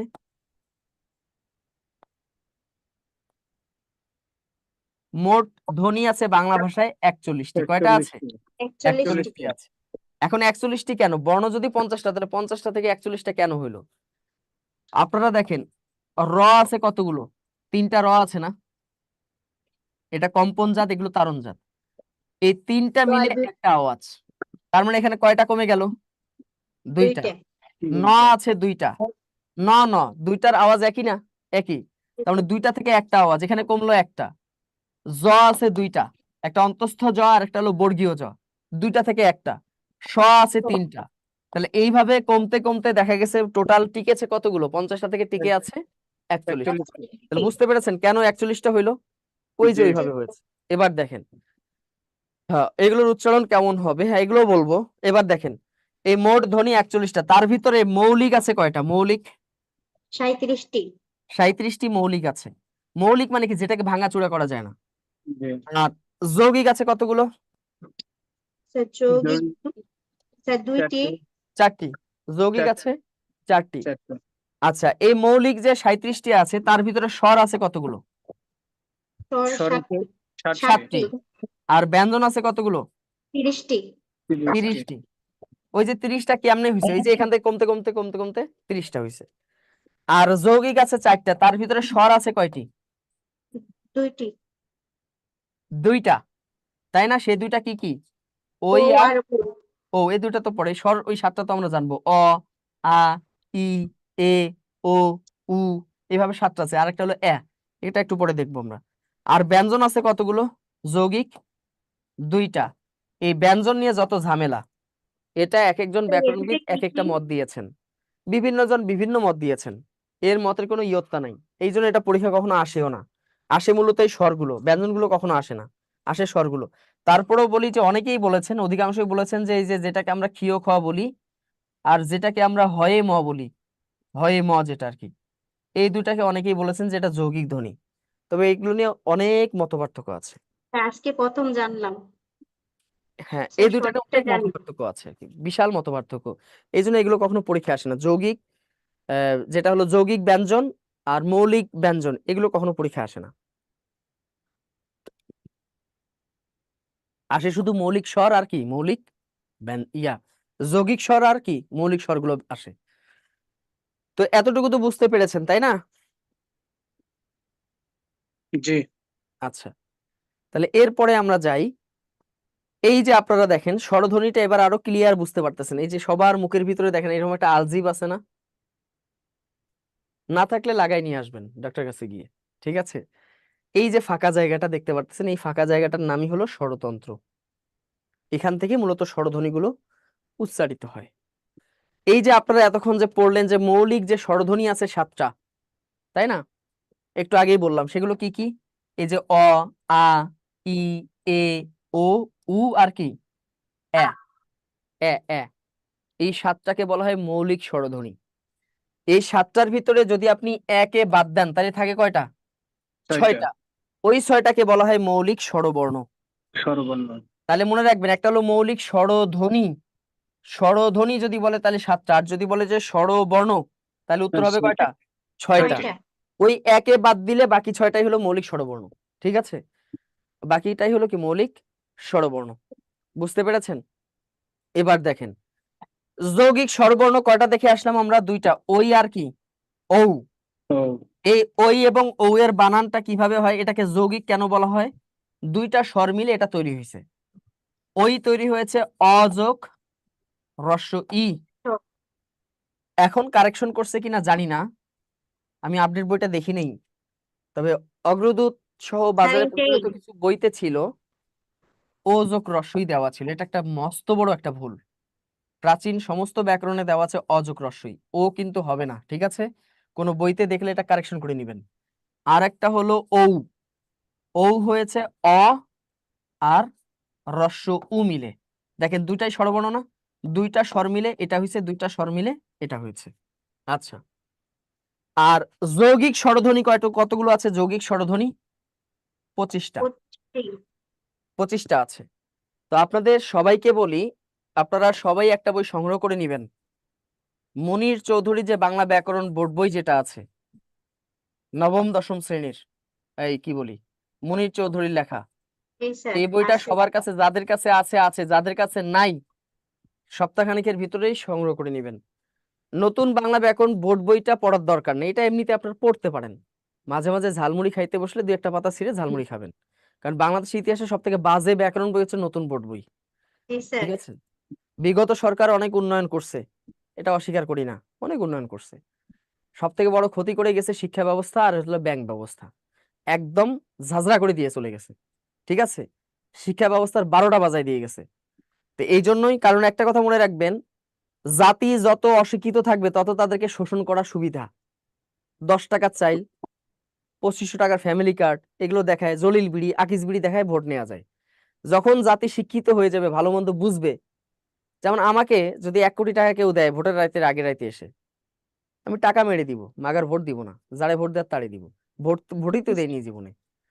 কিন্তু একজন অশিক্ষিত মানুষকে যদি 1 প্যাকেট জলিল বিড়ি যদি কিনে দেওয়া যায়, ও ঠিকই দেখবেন ও করে এক দল, কিন্তু জলিল বিড়ির জন্য আপনার এই ভোটটা দিয়ে দিবে। বোঝা গেছে? তো এই জন্য জাতিকে যত অশিক্ষিত রাখা যায় তত সরকারদের সুবিধা। এই জন্য মুনির চৌধুরী বইটা পড়বেন, নবম দশম শ্রেণীর, এই বইটা সংগ্রহ করবেন। ঠিক আছে, না থাকলে কোনো স্কুল থেকে হোক, অথবা যদি একান্ত যদি সংগ্রহ করা সম্ভব না হয় তাহলে হ্যাঁ, ক্লাস 10-এ ব্যাকরণ বইটা আছে, ওইটা দেখেন মুনির চৌধুরী কিনা, 18 সালেরটা তো মুনির চৌধুরী, 20 সালের আগেরটা। মনির চৌধুরীরটাই। হুম। তো ওইখানে দেখবেন এই 25টা স্বরধ্বনি আসে, এগুলো কখনো পরীক্ষা আসে না, তারপরেও আমি আপনাদেরকে দেখাই। এই যে বাংলা ভাষায় যে প্রায় 65 থেকে 70 হাজার যে শব্দ আছে, এই প্রত্যেকটা শব্দ এই 25টা শব্দ থেকে উৎপত্তি হয়েছে। কিভাবে? এই 25টা স্বরধ্বনির ভিতর একটা স্বরধ্বনি আছে আই, দেখবেন ওই বইটাতে দেখবেন আছে আই। এ আই, এটা হলো একটা যৌগিক স্বরধ্বনি। এই ধ্বনি অনুযায়ী আমরা অসংখ্য শব্দ তৈরি করেছি, যেমন দেখেন যাই, হাই, নাই, ভাই। দেখেন আই আছে না, এই যে আই, আকার আর ই, আই আছে কিনা, আই আছে কিনা, আই আছে না, আছে। এরপর হলো 25টার ভিতরে একটা আছে আও, আও দিয়ে আমরা অসংখ্য শব্দ তৈরি করি, যেমন দেখেন খাও, নাও, যাও, দাও, বলি না? তাহলে বাংলা ভাষার সমস্ত শব্দ এসেছে মূলত এই 25টা থেকেই। এই 25টা হলো মূল, এই আওয়াজ দিয়ে এত হাজার হাজার শব্দ আসছে। তো এই 25টা আপনাদের পড়ার দরকার নেই, শুধু সংখ্যাটা মনে রাখবেন। তাহলে এখানে মনে রাখবেন যে মৌলিক স্বরধ্বনি হলো 7টা, কিন্তু মৌলিক স্বরবর্ণ কয়টা? 6টা। যৌগিক স্বরবর্ণ হলো 2টা, কিন্তু যৌগিক স্বরধ্বনি হলো 25টা। এই যে ভাষাগত পার্থক্যগুলো একটু ভালো করে দেখবেন, ঠিক আছে? আচ্ছা, এবার দেখা যাক উচ্চারণগত দিক থেকে 11টা যে স্বরবর্ণ আছে, এই উচ্চারণগত দিক থেকে 11টা স্বরবর্ণকে 2 ভাগে ভাগ করা যায়। একটা হলো কি স্বর? দীর্ঘ স্বর, আর একটা হলো হ্রস্ব স্বর। হ্রস্ব স্বর মানে কি? হ্রস্ব মানে কম, মানে যে ধ্বনিগুলো, মানে যে বর্ণগুলো উচ্চারণের সময় কম লাগে, এটা হ্রস্ব স্বর। আর যে বর্ণ উচ্চারণের সময় বেশি লাগে, এটা হলো দীর্ঘ স্বর। তো শুধু হ্রস্ব স্বর কয়টা মনে রাখলেই, এই হ্রস্ব স্বর 4টা বাদ দিলেই বাকিগুলো হলো কি? দীর্ঘ স্বর। এই জন্য শুধু 4টা হ্রস্ব স্বর মনে রাখবেন। অ ই উরি, অ ই উরি, অ স্বরে অ, হ্রস্ব ই আমরা অনেকেই হ্রস্ব ই বলি, এটা স্পেস দিয়ে বলতে হবে, হ্রস্ব ই। যেমন স্বরে অ, স্বর আ, হ্রস্ব ই, হুম, দীর্ঘ ই, হ্রস্ব উ, দীর্ঘ উ, তারপর হলো কি এ, ওই, ও, ঔ, আর সবার শেষে হলো রি। সবার শেষে কি রি। এই উচ্চারণগুলো ক্লিয়ারলি বাসায় প্র্যাকটিস করতে হবে, কারণ এই উচ্চারণগুলো লাগে আর কি, যেন বুঝে নিতে আমাদের মাতৃভাষা, প্রত্যেকটা বর্ণ যেন আমরা সুন্দর করে বলতে পারি। ঠিক আছে, এই জন্য বিশেষ করে হ্রস্ব ই, দীর্ঘ ই, তাই না? অনেকে বলে হ্রস্ব ই, দীর্ঘ ই, তাই না? এরকম করে বলবেন না দয়া করে, কারণ আপনারা সবাই শিক্ষিত। বুঝতে পেরেছেন? অ, ই, উ, রি, এই চারটা হলো হ্রস্ব, এই চারটা উচ্চারণের সময় কম লাগে। এই চারটা বাদে বাকি যে 7টা আছে, এই 7টা হলো দীর্ঘস্বর, এর মধ্যে দীর্ঘও আছে। ঠিক আছে, দীর্ঘ। এই বাকি 7টা হলো দীর্ঘস্বর, এগুলো উচ্চারণে একটু সময় বেশি লাগে। বুঝিতে পেরেছেন? জি স্যার। এবার আমরা চলে যাব ব্যঞ্জন।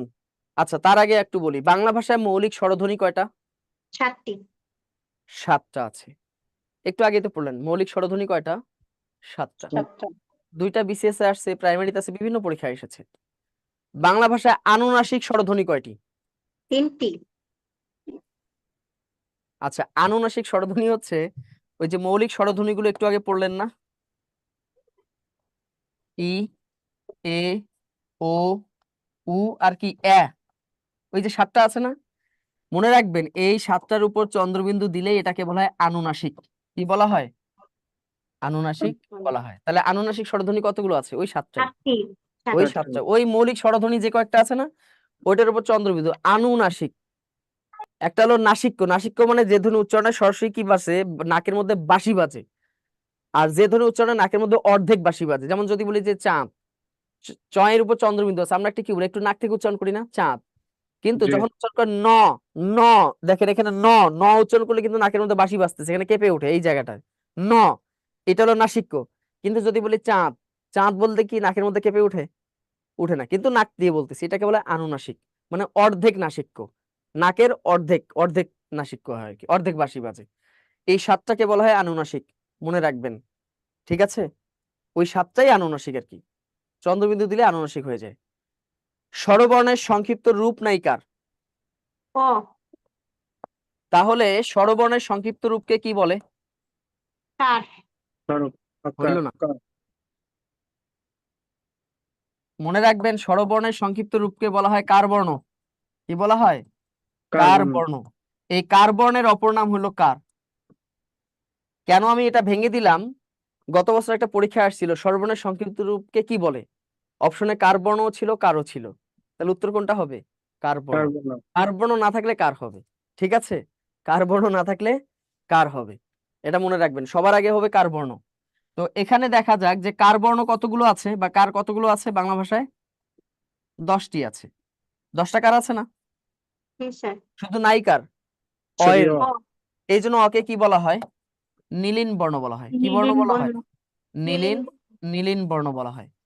কারণ এই বর্ণর কি, আর অটা হলো নীলিন বর্ণ বলার একটা কারণ হচ্ছে অ অধিকাংশ ব্যঞ্জনের সাথে গোপনে উচ্চারিত হয়, যেমন ক, চ, জ, অটা সবসময় থাকেই, এই জন্য এটাকে বলা হয় নীলিন বর্ণ। ঠিক আছে, আচ্ছা, তাহলে স্বরবর্ণের সংক্ষিপ্ত রূপকে বলা হয় কার বর্ণ। কার বর্ণের অপর নাম হলো কি?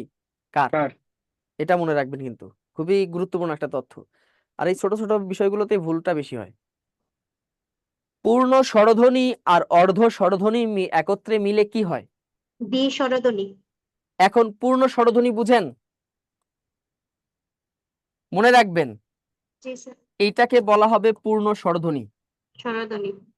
আর আয়ের যে কার বর্ণ বা কারটা আছে, এটার নাম হলো অর্ধ স্বরধ্বনি। অর্ধ স্বরধ্বনি।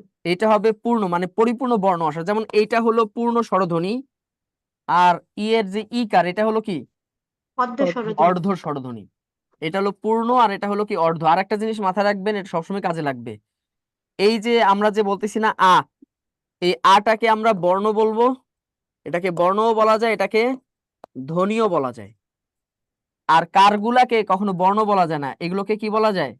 ধ্বনি। শুধু ধ্বনি বলা যায়। এই জন্য কথায় কথায় ধ্বনি নামটা কেন নেওয়া হয়, কারণ ধ্বনি এটার সাথেও যায়, এটার সাথে, যেটা কমন নাম, এই জন্য ধ্বনিটা ব্যবহার করা হয়। ঠিক আছে, এটা হলো কথা। তাহলে এটা হলো অর্ধস্বর, আর এটা হলো কি স্বর? পূর্ণ স্বর। পূর্ণ স্বর। যখন একটা অর্ধস্বর আর একটা পূর্ণ স্বর পাশাপাশি থাকে, তখন দুইটা স্বরকে বলা হয় দ্বি-স্বরধ্বনি। যেমন আমরা যদি বলি স্বাদের লাউ বানাইলো মোরে বৈরাগী, দেখেন এই যে লাউ, লাউ বানানে দেখেন আকারটা কি অর্ধ স্বরধ্বনি না, অর্ধ স্বরধ্বনি, আর উটা কি পূর্ণ স্বরধ্বনি না, পূর্ণ স্বরধ্বনি। এবং দুইটা পাশাপাশি আছে, পাশাপাশি থাকতে হবে, কিন্তু মাঝখানে আবার অন্য কিছু ঢুকে গেলে হবে না। একসাথে সেটা শুরুতে থাক সেটা থাক যেখানে থাক পাশাপাশি থাকতে হবে। হয়তোবা আগে পূর্ণটা আগে থাকবে তারপর অর্ধ, অথবা অর্ধ আগে থাকবে তারপর পূর্ণ, কিন্তু একসাথে থাকতে হবে। এইটার নামই হলো দ্বি-স্বরধ্বনি। আচ্ছা, যদি বলা হয় যে যাই, আমি আজকে বাসায় যাই, এখন আমি বাসায় যাই, এটা কি দ্বি-স্বরধ্বনি হবে? জি স্যার। হবে জি জি স্যার। হবে, কারণ এই যে আকার আছে দেখেন, এটা হলো অর্ধস্বর আর এটা হলো পূর্ণ স্বর, পূর্ণ দুইটা পূর্ণ স্বর। একসাথে আছে, তাই না?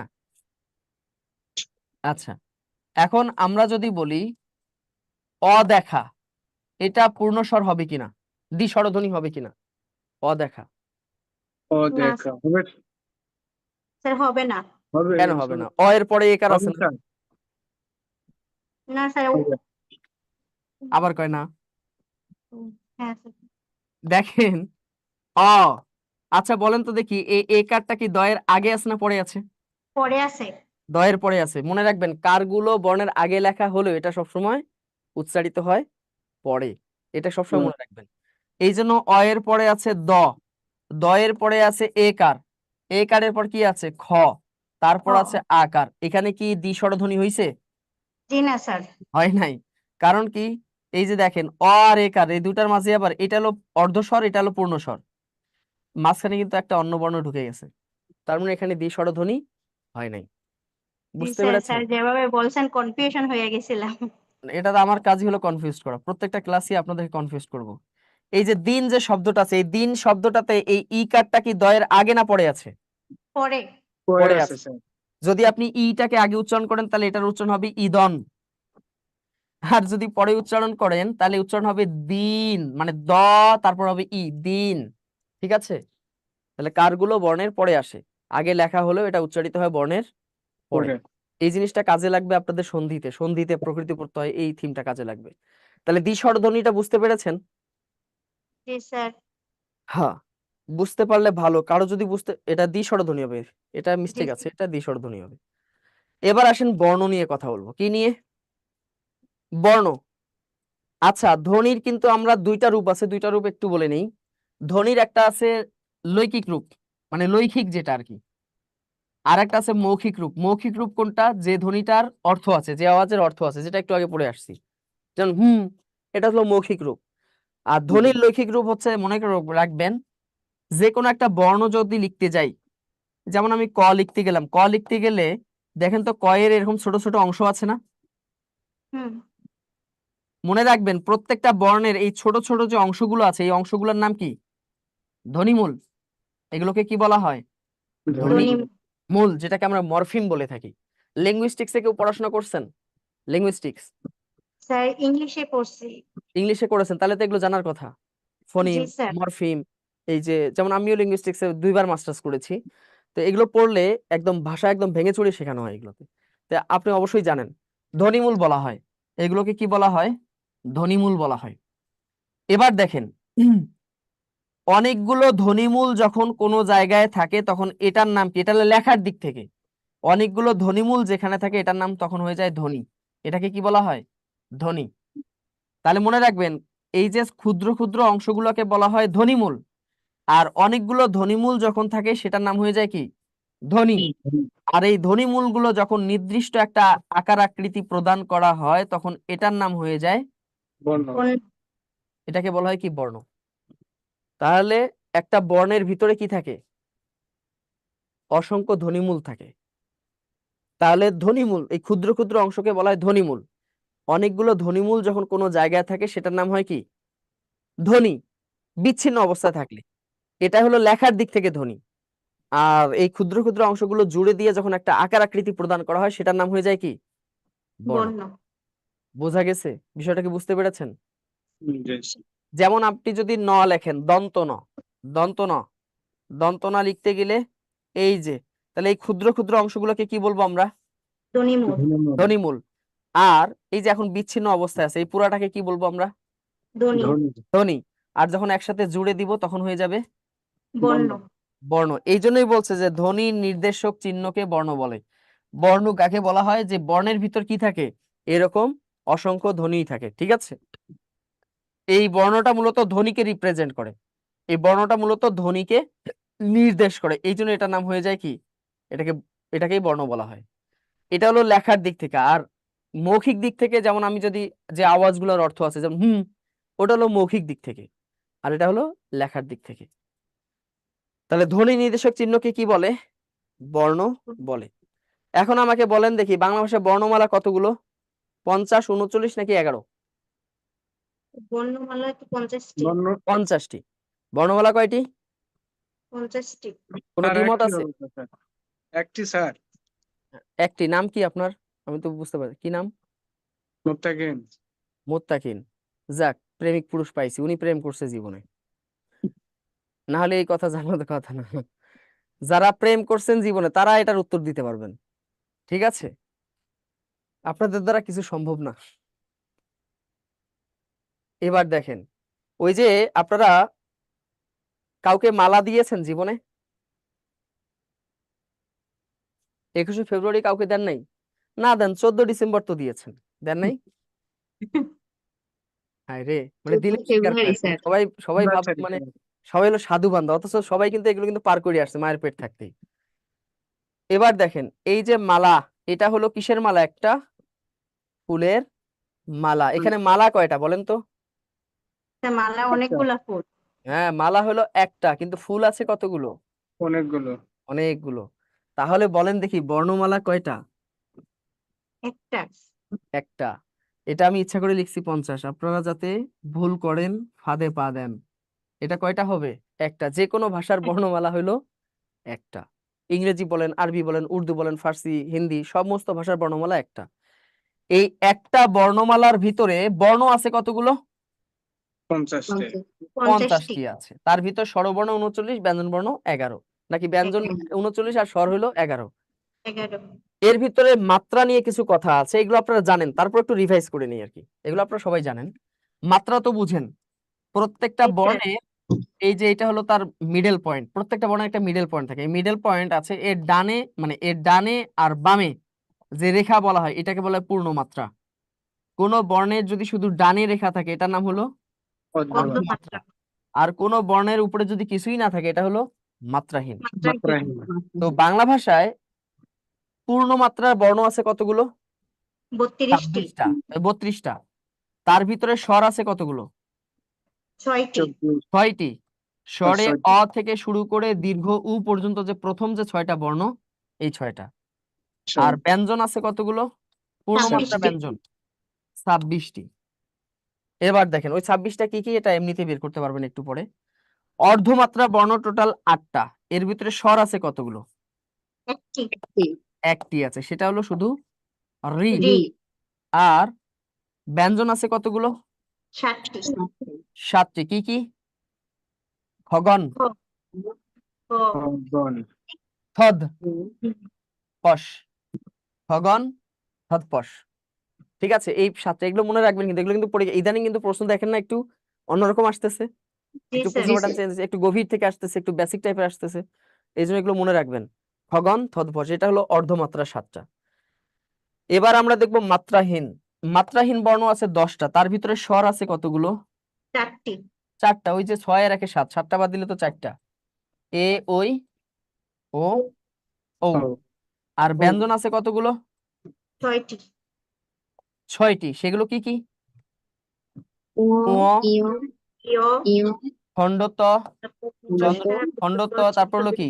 অনুস্বার, বিসর্গ, আর কি? চন্দ্রবিন্দু। এই 6টা, তাই না?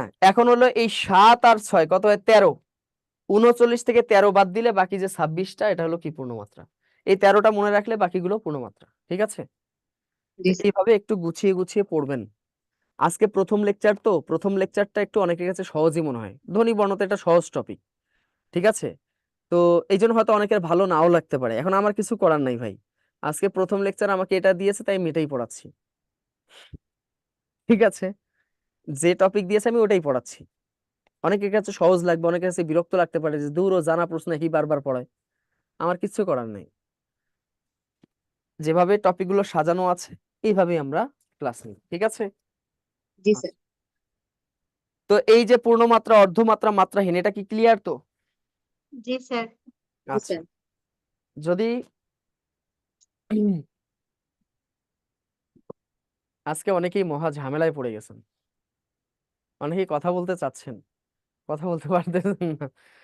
কি যে কষ্ট, আপনাদের কষ্ট দেখে আমার চোখের পানি খালি ভিতরে ঢুকতেছে, বের আর হচ্ছে না।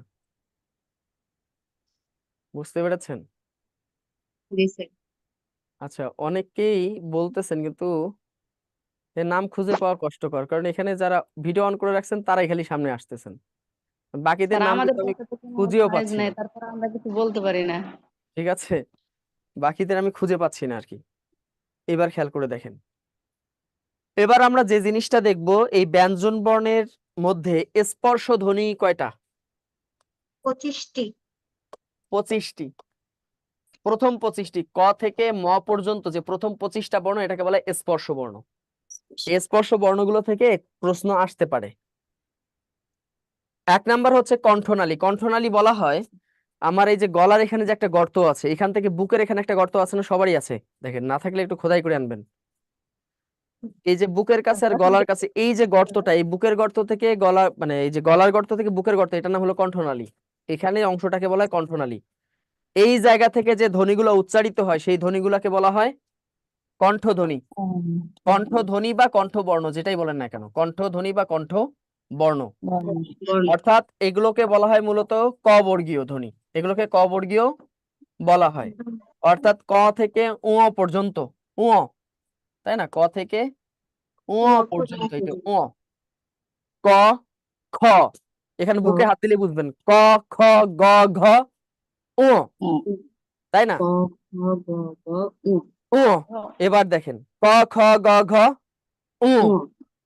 এগুলো মনে রাখবেন কিভাবে? বারবার পড়তে হবে, বারবার না পড়লে হবে না, রিভাইজ দিতে হবে। আজকে ক্লাস শেষ, বাসায় গিয়ে পড়তে হবে, 1 সপ্তাহ পর রিভাইজ দিতে হবে, আবার রিভাইজ দিতে হবে, বারবার পড়তে পড়তে হয়ে যাবে, এগুলো একবারই হবে না। ক, খ, গ, ঘ, উ, এটা হলো কণ্ঠনালী থেকে উচ্চারিত হয়, এই জন্য এটাকে বলা হয় কণ্ঠধ্বনি। এবার দেখেন এই যে জিভ আছে না, লাল অংশটা জিভ, জিভের দেখবেন যে জিভটা উপরের, এটা হলো তালু। এই তালুর সাথে মিশে যে ধ্বনিগুলো উচ্চারিত হয়, এটার নাম হলো কি ধ্বনি? তালব্য ধ্বনি। সেই তালব্য ধ্বনি কোনগুলো? ত বর্গীয় ধ্বনি, ত বর্গীয়। চ, অনেকে কিন্তু ভুল করে উচ্চারণ করি, স, স, জ, ঝ বলি, স, স, জ, ঝ, জিভটা মাঝখানে দিয়ে এভাবে হবে না। চ, ছ, জ, ঝ, চ, জিভটা উপরে তালুর সাথে লাগাই উচ্চারণ করতে হবে। চ, ছ, জ, ঝ। হ্যাঁ, নামাজের জন্য যেতে যাচ্ছেন, যান, সমস্যা নেই, অনেকেই গেছেন নামাজের কারণে। চ, ছ, জ, ঝ, চ, ছ, জ, ঝ। এটা হলো আপনারা মক্তব পড়েছিলেন, মক্তবে র আর লাম, পোর আর বারিক, এই উচ্চারণ পড়ছিলেন না ছোটবেলায় মক্তবে? জি স্যার। এটা পোর করে উচ্চারণ করতে হবে, মোটা করে উচ্চারণ করতে হবে, চ, ছ, জ, ঝ, একটু মোটা করে। তারপর হচ্ছে কি ঞ, তাই না, এটা মোটা করে উচ্চারণ করতে হবে। আর একটা হলো এই যে জিভের মাথা যদি উপরের দিকে যদি উল্টায় যায়, এরকম, মানে বলে না যে আঙ্গুলে যদি, মানে কি সোজা আঙ্গুলে ঘি না উঠলে বাঁকা আঙ্গুল কি করতে হয়, বাঁকা করতে হয়। তো জিভ যদি উপরের দিকে এরকম যদি বাঁকায় যায়, এই ঘটনাটাকে বলা হয় মূর্ধা। এটা কি বলা হয়? কি মূর্ধা বলা হয়। এই জন্য এগুলোর নাম হচ্ছে মূর্ধা ধ্বনি, জিভটা উপরের দিকে বাঁকায় যায়। এগুলো হচ্ছে ট বর্গীয় ধ্বনি। কোন বর্গীয়? ট। দেখেন ট, ঠ, ড, ঢ, এটাও পোর হবে, মোটা হবে। ট, ঠ, ড, ঢ, ট, ঠ, ড, ঢ, জিভটা উপরের দিকে ঘুরে গেছে কিনা, যদি না যায় তাহলে উচ্চারণে ঝামেলা আছে। ট, ঠ, ড, ঢ, জিভ উপরের দিকে ঘুরে যায়, এরকম করে ঘুরে যাবে। ট, ঠ, ড, ঢ, মূর্ধন্য ন। এই যে মূর্ধন্য ন, এটার উচ্চারণ অনেকেই ভুল করবেন, এটার উচ্চারণ মনে রাখেন, এটা পরীক্ষায় কিন্তু আসে। মূর্ধন্য, দেখেন মূর্ধন্য বানানে কিন্তু দন্ত ন ব্যবহার হয়েছে, আর এখানে কিন্তু দীর্ঘ উকার। মূর্ধন্য ন, এটার উচ্চারণ হয় মূর্ধন্য ন, শুধু মূর্ধন্য না, মূর্ধন্য ন, মূর্ধন্য ন, ঠিক আছে, মূর্ধন্য ন, এই উচ্চারণগুলো যেন ঠিক হয়।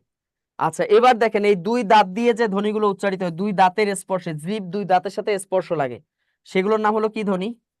দন্ত। একবারে ছেড়ে দিব, এই জন্য নামাজি বিরতিটা দিচ্ছি না কেন, একবারে ছেড়ে দিচ্ছি, ঠিক আছে। দন্ত ধ্বনি, দন্ত ধ্বনি মানে কি? ত বর্গীয় ধ্বনি। কি বর্গীয় ধ্বনি? ত বর্গীয় ত, ধ্বনি। ত থ দ ধ দন্ত ন।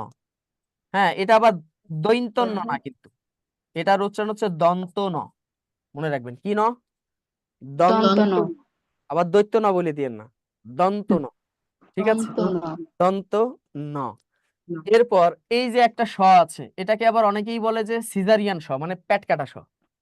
সিজারিয়ান স মানে সিজার করা স। এটা হলো মূর্ধন্য স। মনে রাখবেন এটার উচ্চারণ হবে কি স? মূর্ধন্য মূর্ধন্য স। স। এরপর দেখেন এই যে এই স, এই সটার উচ্চারণ হবে তালব্য স। তালব্য তালব্য স। এরপর এই যে এই স, এই স্বর উচ্চারণ হবে দন্ত স। দন্ত স। ঠিক আছে, উচ্চারণ গুলো কিন্তু একটু সুন্দর করে মানে যাদের ঝামেলা আছে একটু ঠিক করে নেবেন। আর যাই হোক, ত বর্গীয় ধ্বনিকে বলা হয় কি ধ্বনি? দন্ত ধ্বনি। মানে এগুলো হচ্ছে বিষাক্ত ধ্বনি। কি ধ্বনি? বিষাক্ত ধ্বনি। ত বর্গীয় ধ্বনি কেন বিষাক্ত, এটা আমরা নত্যবিধান সত্যবিধানে পড়বো। তো এগুলো মোটামুটি জানেন, একটু আলোচনা করা। আর আসসালামু আলাইকুম স্যার, ওয়ালাইকুম দুঃখিত আসসালাম। নামাজে যেতে হবে স্যার। আচ্ছা হ্যাঁ যান, আমিও ছেড়ে দিব। এটা হলো ওষ্ঠ। ওষ্ঠ। আর একটা হলো অধর। উপরের ঠোঁটের নাম হলো ওষ্ঠ, আর নিচের ঠোঁটকে কি বলা হয়? অধর। অধর। এটা মনে রাখবেন, এই ওষ্ঠ এবং অধর এই দুইটার সমন্বয়ে যে ধ্বনিটা উচ্চারিত, এটার নাম হলো কি ধ্বনি? দিউষ্টর। হ্যাঁ, দ্বিওষ্ঠ ধ্বনি। ওষ্ঠ না কিন্তু, দ্বিওষ্ঠ ধ্বনি। এটা আগে আসবে। এই দ্বিওষ্ঠ ধ্বনির অপর নাম হলো কি ধ্বনি? ওষ্ঠ ধ্বনি। দ্বিওষ্ঠ আগে বলবেন, ঠিক আছে? এটা হলো কোনগুলো? যেগুলোকে আমরা বলি প বর্গীয় ধ্বনি, তাই না? বর্গীয়। মানে প ফ ব ভ ম, পাপিষ্ঠ ধ্বনি আর কি। এগুলো সহজ কথা, এগুলো ধ্বনি হচ্ছে পাপিষ্ঠ ধ্বনি। কি ধ্বনি? পাপিষ্ঠ ধ্বনি। এটারও কারণ আছে, এটার দলিল পরে দিব। এবার দেখেন তাহলে প বর্গীয় ধ্বনি, এই 25টাকে বলা হয় স্পর্শ ধ্বনি। এছাড়াও পরাশ্রয়ী বর্ণ কতগুলো আছে? 3টা, তাই না? অনুসার বিসর্গ। অনুস্বার, বিসর্গ, চন্দ্রবিন্দু। এই তো, অনুস্বার, বিসর্গ আর কি? চন্দ্রবিন্দু। এটা তো আমরা জানি, এগুলো আপনারা জানেন, শুধু একটু রিভাইজ দিয়ে দিই। এবার দেখেন শীষ ধ্বনি আছে। শীষ আর উষ্ম ধ্বনি, এই দুটার মধ্যে পার্থক্য আছে। উষ্ম ধ্বনি তো বুঝেন, উষ্ম ধ্বনি আছে 4টা: তালব্য স, মূর্ধন্য স, দন্ত স আর কি হ। এই 4টা ধ্বনি উচ্চারণ করলে মুখ থেকে গরম হাওয়া বের হয়। স স স হ হ। হাত মানে মুখের কাছে হাত নিলেই বুঝতে পারবেন যে গরম হাওয়া বের হয়, এই জন্য উষ্ম ধ্বনি। আর এর ভিতরে শীষ ধ্বনি আছে কয়টা? 3টি। 2টা: তালব্য স আর দন্ত স। মূর্ধন্য স না কিন্তু। যেমন আমরা যদি বলি ষষ্ঠ, অথবা যদি বলি ষাঁড় গরু, ষাঁড়, ষাঁড়, ষষ্ঠ, এটাতে কিন্তু আমরা শীষ দেই না, কিন্তু উচ্চারণ করেন শশা। উচ্চারণ করেন শশা। শশা, শয়তান, সন্তান, সংবাদ, সংলাপ। দেখেন সংলাপ, এখানে কি শীষ আসে না? শীষ আসে, কিন্তু মূর্ধন্য সাথে শীষ আসে না, এখানে হালকা আসে। যেমন ষাঁড় গরু, ষাঁড় গরু, ষাঁড় গরু বলি না, এটা আর কি। শয়তান, বুঝতে পেরেছেন? ওই যে সিনেমা, বাংলা সিনেমা একটা কমন ডায়লগ আছে না, ছেড়ে দে শয়তান, তুই আমার দেহ পাবি না, দেহ পাবি মন পাবি না। তা আমার কথা, ভাই মন দিয়ে আমি কি করব? কাজ নাই তো, মনের কোনো কাজ আছে? মনের কোনো কাজ নাই। তো এই যে সন্তান, শয়তান, এগুলো হলো শীষ ধ্বনি। বুঝতে পেরেছেন? এগুলো কিসের ধ্বনি? শীষ ধ্বনি। র, এটা হলো কম্পন জাত। এটা উচ্চারণ করতে কাব্যে। র, রমজান, রসিকতা, তাই না? রসমালাই, র, র, এটা কেঁপে উঠবে, জিভের মধ্যে কেঁপে উঠবে, কম্পন জাত। আর এই 2 র হচ্ছে তারণ জাত। তারণ জাত মানে কি? এগুলোকে মোটা করে উচ্চারণ করতে হবে। যেমন বাড়ি, বাড়ি, গাড়ি, শাড়ি, রি, রি একটু মোটা হবে, রি, র, মানে এটাতে কাঁপবে না, এটা হবে র, র মোটা হবে। আর এই রটা কাঁপবে, র, আর এই 2টা র হবে কি? র। ঠিক আছে, বাড়ি, গাড়ি, শাড়ি। আর একটা এটা উচ্চারণ নারী। কি হবে স্যার? ঢ বিন্দু র হ্যাঁ, নাকি? এটা নিয়ে কথা বলতেছি। এটা কি হবে? এটা কোন র? এটা ক বয়স র। বয়ে বয়বিন্দু র। শূন্য র। জি, বয়বিন্দু র। না স্যার, বয় এটা কি বিন্দু র। শূন্য? শূন্য মানে ফাঁকা। বয়বিন্দু র হবে। হ্যাঁ, হ্যাঁ, বয় বয় বিন্দু বিন্দু র। র। এই যে বয় তাহলে বিন্দু, বয়বিন্দু র। বয় জি। বিন্দু বয়বিন্দু র। ওই যে দেখবেন সনাতন ধর্মের নারীরা কেউ কালো টিপ পড়ে, কেউ সাদা লাল টিপ পড়ে, এটা তো বুঝেন। ওই যে টিপ পড়ে না, জি স্যার। হ্যাঁ, যারা অবিবাহিত তারা যে কোনো কালারের টিপ পড়ে, সাধারণত কালো টিপ পড়ে, আর যারা বিবাহিত তারা লাল টিপ পড়ে, এটা হলো তাদের চিহ্ন আর কি। তো এরকম টিপ পড়ার, ঠিক আছে। এবার দেখেন এই যে ডয়ে, ডয়ে বিন্দু র, ঢয়ে বিন্দু র, কখনো শূন্য বলবেন না, শূন্য মানে তো ফাঁকা। আজান কি সবার হয়ে গেছে? না স্যার। ও, ল কে বলা হয় পার্শ্বিক ধ্বনি। ল হলো কি ধ্বনি? পার্শ্বিক ধ্বনি।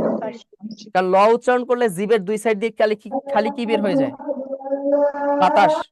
যেমন হচ্ছে ল, ল উচ্চারণ করলে দুইয়ের মুখের দুই পাশ দিয়ে কি বের হয়? খালি বাতাস বের হয়। এই জন্য এটাকে বলে পার্শ্বিক ধ্বনি, ঠিক আছে। এই বর্ণগুলো মাঝে মাঝে পরীক্ষায় আসে, এগুলো আপনারা জানেন, তারপর একটু ধরিয়ে দেওয়া আর কি। সর্বশেষ এটা হলো আমাদের লাস্ট টপিক, সেটা হলো ঘোষ, অঘোষ, অল্পপ্রাণ, মহাপ্রাণ। এটা শেষ করে দিব একবারই, ঠিক আছে, একবারই শেষ করে দিচ্ছি। ঘোষ, অঘোষ, অল্পপ্রাণ, মহাপ্রাণ কি বুঝেন সবাই? স্যার বুঝি। তারপরও একটু দেখাই দিই হালকা পাতলা। সেটা হলো ঘোষ মানে কি, যে ধ্বনি উচ্চারণ করতে বেশি শক্তি প্রয়োগ করতে হয়, এটা হলো ঘোষ। আর যে ধ্বনি উচ্চারণ করতে গেলে কম শক্তি প্রয়োগ করতে হয়, সেটা হলো কি, অঘোষ। সংজ্ঞাগুলো তেমন দরকার নাই। যে ধ্বনি উচ্চারণ করতে সময় কম লাগে সেটা হলো অল্প প্রাণ, যে ধ্বনি উচ্চারণ করতে সময় বেশি লাগে সেটা হলো কি প্রাণ? মহাপ্রাণ। মহাপ্রাণ। তো এগুলোকে মনে রাখার জন্য সহজ অনেক টেকনিক আছে, যে যেমনি পারেন। তো বর্ণগুলো আগে লিখি, ক চ ট ত প, তারপর কি আছে, খ ছ ঠ থ প, তাই না? তারপর হলো কি, গ জ ড দ ব, তারপর হলো কি, ঘ ঝ ঢ ধ ভ, আর শেষমেশ কি হলো, উ অ, তারপর হলো কি, মূর্ধন্য ন, দন্ত ন, আর কি, ম। এখন আমি এভাবে লিখছি, কিন্তু প্রতিটা বর্গের প্রথম প্রাণী, মানে সরি, প্রথম প্রাণী তো না, মানে প্রথম বর্ণ আর কি। এটা কি ক বর্গের প্রথম, চ বর্গের প্রথম, ট বর্গের প্রথম, দেখেন। তার মানে বর্গের প্রথম বর্ণগুলোকে কি বলবো আমরা? 1 নাম্বার বর্ণ ধরবো। কয় নাম্বার? 1 এক নাম্বার। নাম্বার। এইগুলো হচ্ছে প্রতিটা বর্গের 2 নাম্বার না, প্রতিটা বর্গের। জি স্যার। এটাকে ধরবো আমরা কত নম্বর? 2 দুই। এটা হলো প্রত্যেকটা বর্গের 3 নাম্বার, এটাকে আমরা ধরবো কি? গজট দব। চেষ্টা করবেন এইভাবে মনে রাখার জন্য, কচট দব, খচট দব, গজট দব, ঘজট দব, ঠিক আছে। এবার দেখেন, এটা হলো কি 4, এটার চতুর্থ, প্রত্যেকটা বর্গের 4 নাম্বার বর্ণ, প্রত্যেকটা বর্গের 4। আর এটা হলো কি 5। পঞ্চম। তো আধুনিক ব্যাকরণ অনুযায়ী 5 নাম্বার ধ্বনিগুলোকে ঘোষ অঘোষ না ধরে কি ধরতে হয়? এটাকে নাসিক্য। নাসিক্য। এই 5টাকে নাসিক্য ধ্বনি বলা হয়, এটাকে ঘোষ অঘোষ ধরা হয় না আধুনিক ব্যাকরণে। এখন আমরা একটু বের করি, দ্রুত বের করব। একটা হলো অঘোষ আর ঘোষ, নাকি? জি স্যার। অঘোষ আর কি? ঘোষ। ঘোষ। গল্পের মতো মনে রাখবেন, এই অঘোষ বানানে কি আছে? অ আছে না? জি স্যার। অঘোষ বানানে অ আছে। অ হলো বাংলা ভাষার কয় নাম্বার বর্ণ? প্রথম। প্রথম। বর্ণ। তার মানে প্রথম দুইটাই অঘোষ। বুঝতে পেরেছেন? জি স্যার। অঘোষ বানানে অ, অ হলো বাংলা ভাষার প্রথম বর্ণ, তার মানে প্রথম দুইটা অঘোষ। দুইটাকে কেন ধরবো? ফাইনাল খেলে কারা? দুইটা দলই তো ফাইনাল খেলে। স্যার এভাবে মনে রাখে স্যার, প্রথম চাকরি ক্ষেত্রে প্রথমে স্যার ঘুষ খায় না, তো এর জন্য অঘুষ হ্যাঁ, প্রথম দিন। এইভাবে মনে রাখতে পারেন। আর বাকিগুলো হলো কি? ঘোষ। বাকিগুলো ঘোষ। এখানে 5ও নিতে পারেন, প্রাচীন ব্যাকরণ অনুযায়ী এখানে আপনি 5কে অ্যাড করতে পারেন, আধুনিক ব্যাকরণে 5কে অ্যাড করার দরকার নেই। আচ্ছা, এবার দেখেন অল্প প্রাণ আর কি মহাপ্রাণ। অল্প প্রাণ মানে কি? যার প্রাণ কম, নাকি? জি স্যার। তার গায়ে শক্তি কম না বেশি? কম। কম। তার মানে কি? তার গায়ে জোর কম। অল্প প্রাণ মানে বিজোর, আর মহাপ্রাণ মানে কি? মহাপ্রাণ। মহাপ্রাণ মানে কি? যার বড় প্রাণ, মানে যার গায়ে জোর বেশি। তাহলে জোর গুলো হলো মহাপ্রাণ, 2 অল্প 4 প্রাণ মানে হচ্ছে বিজোর, বিজোর গুলো হলো অল্প 1 প্রাণ। ঠিক আছে, 5টা নিলেও নিতে পারেন, প্রাচীন ব্যাকরণ অনুযায়ী 5টা, এটা ব্র্যাকেটে রাখলাম। তাহলে মহাপ্রাণ অল্প প্রাণ তো বুঝতে পেরেছেন? জি স্যার। ঠিক আছে, মহাপ্রাণ অল্প প্রাণ বুঝতে পেরেছেন? জি স্যার। আচ্ছা, এরপরে যদি কারো আচ্ছা, অঘোষ। অঘোষ বানানে দেখেন যে অ, অঘোষ। অঘোষ বানানে কি আছে? অ আছে। অ হলো প্রথম বর্ণ, তাই প্রথম দুইটা অঘোষ, বাকিগুলো অটোমেটিক্যালি ঘোষ। আর অল্প প্রাণ মানে কি? যার গায়ে শক্তি কম। অল্প প্রাণ মানে কি? যার প্রাণ কম। মানে কি? সে হলো বিজোর। বিজোর মানে কি? যার গায়ে জোর কম। তাহলে বিজোর গুলো অল্প প্রাণ। আর মহাপ্রাণ মানে কি? যার প্রাণ বেশি, তার মানে কি? তার গায়ে জোর বেশি। তাহলে জোর গুলো মহাপ্রাণ। এভাবে মনে রাখবেন। তো এটা তো আমরা বের করতে পারি, সমস্যা নাই। কিন্তু পরীক্ষায় যদি আপনাকে এভাবে দেয়, অঘোষ অল্প প্রাণ, অঘোষ মহাপ্রাণ, তখন কি করবেন? আগে লিখে নিব উপরে। অঘোষ অল্প প্রাণ আর অঘোষ মহাপ্রাণ। মহাপ্রাণ। আর এদিকে যদি বলে যে ঘোষ অল্প প্রাণ, ঘোষ মহাপ্রাণ, ঘোষ অল্প প্রাণ আর কি? ঘোষ মহাপ্রাণ। মহাপ্রাণ। তাহলে কিভাবে বের করব? ওই পরীক্ষার খাতার বই প্রশ্নের মধ্যেই আমরা জানি অঘোষ কোনটা 1 2 আর অল্প প্রাণ হলো 1 3। 1 3। ওই যে সেটের অঙ্ক করছেন না, একটা ইন্টারসেকশন সেট। ইন্টারসেকশন মানে কি? যেটা কমন। কমন ওইটাই। তাহলে দেখেন এখানে 1 2 1 3, তাহলে কমন যায় কোনটা? 1 1। তার মানে 1 নাম্বার যে ধ্বনিগুলো আছে ক চ ট ত প, এটি একই সাথে অঘোষ, একই সাথে অল্প প্রাণ। অল্প প্রাণ। মানে ওই প্রশ্নের মধ্যে নাম্বারটা লিখে যেটা কমন যায় ওই অনুযায়ী চিন্তা করবেন অপশনের ভিতরে। ঠিক আছে? এবার অঘোষ মহাপ্রাণ। অঘোষ হলো 1 2 আর মহাপ্রাণ কোনটা? 2 2 4। 4। তাহলে কমন হলো কোনটা? 2। 2 কোনগুলো? এই যে খ ছ ঠ থ ফ। এখন অপশনের ভিতর দেখবেন যে খ ছ ঠ ত ফ এর কোনটা আছে। একইভাবে দেখেন ঘোষ অল্প প্রাণ। ঘোষ মানে কি? 3 2 4। 4। 3 4 হলো ঘোষ। আর অল্প প্রাণ কি? 1 আর 3। 3। তার মানে কমন যায় কোনটা? 3। 3। 3 কমন যাচ্ছে। 3 মানে কি? গ জ ড দ ব। ঘোষ মহাপ্রাণ। ঘোষ হলো কি? 3 আর 4। আমার মহাপ্রাণ হলো কি? 2 আর 4। 4। তাহলে কমন যায় কোনটা? 4। 4। এই যে 4 নাম্বার গুলো হলো ঘোষ আর কি? মহাপ্রাণ। বুঝতে পেরেছেন? জি স্যার। এখনো বুঝতে সমস্যা আছে? থাকলে বলবেন। যাক, আজকে হলো প্রথম ক্লাস।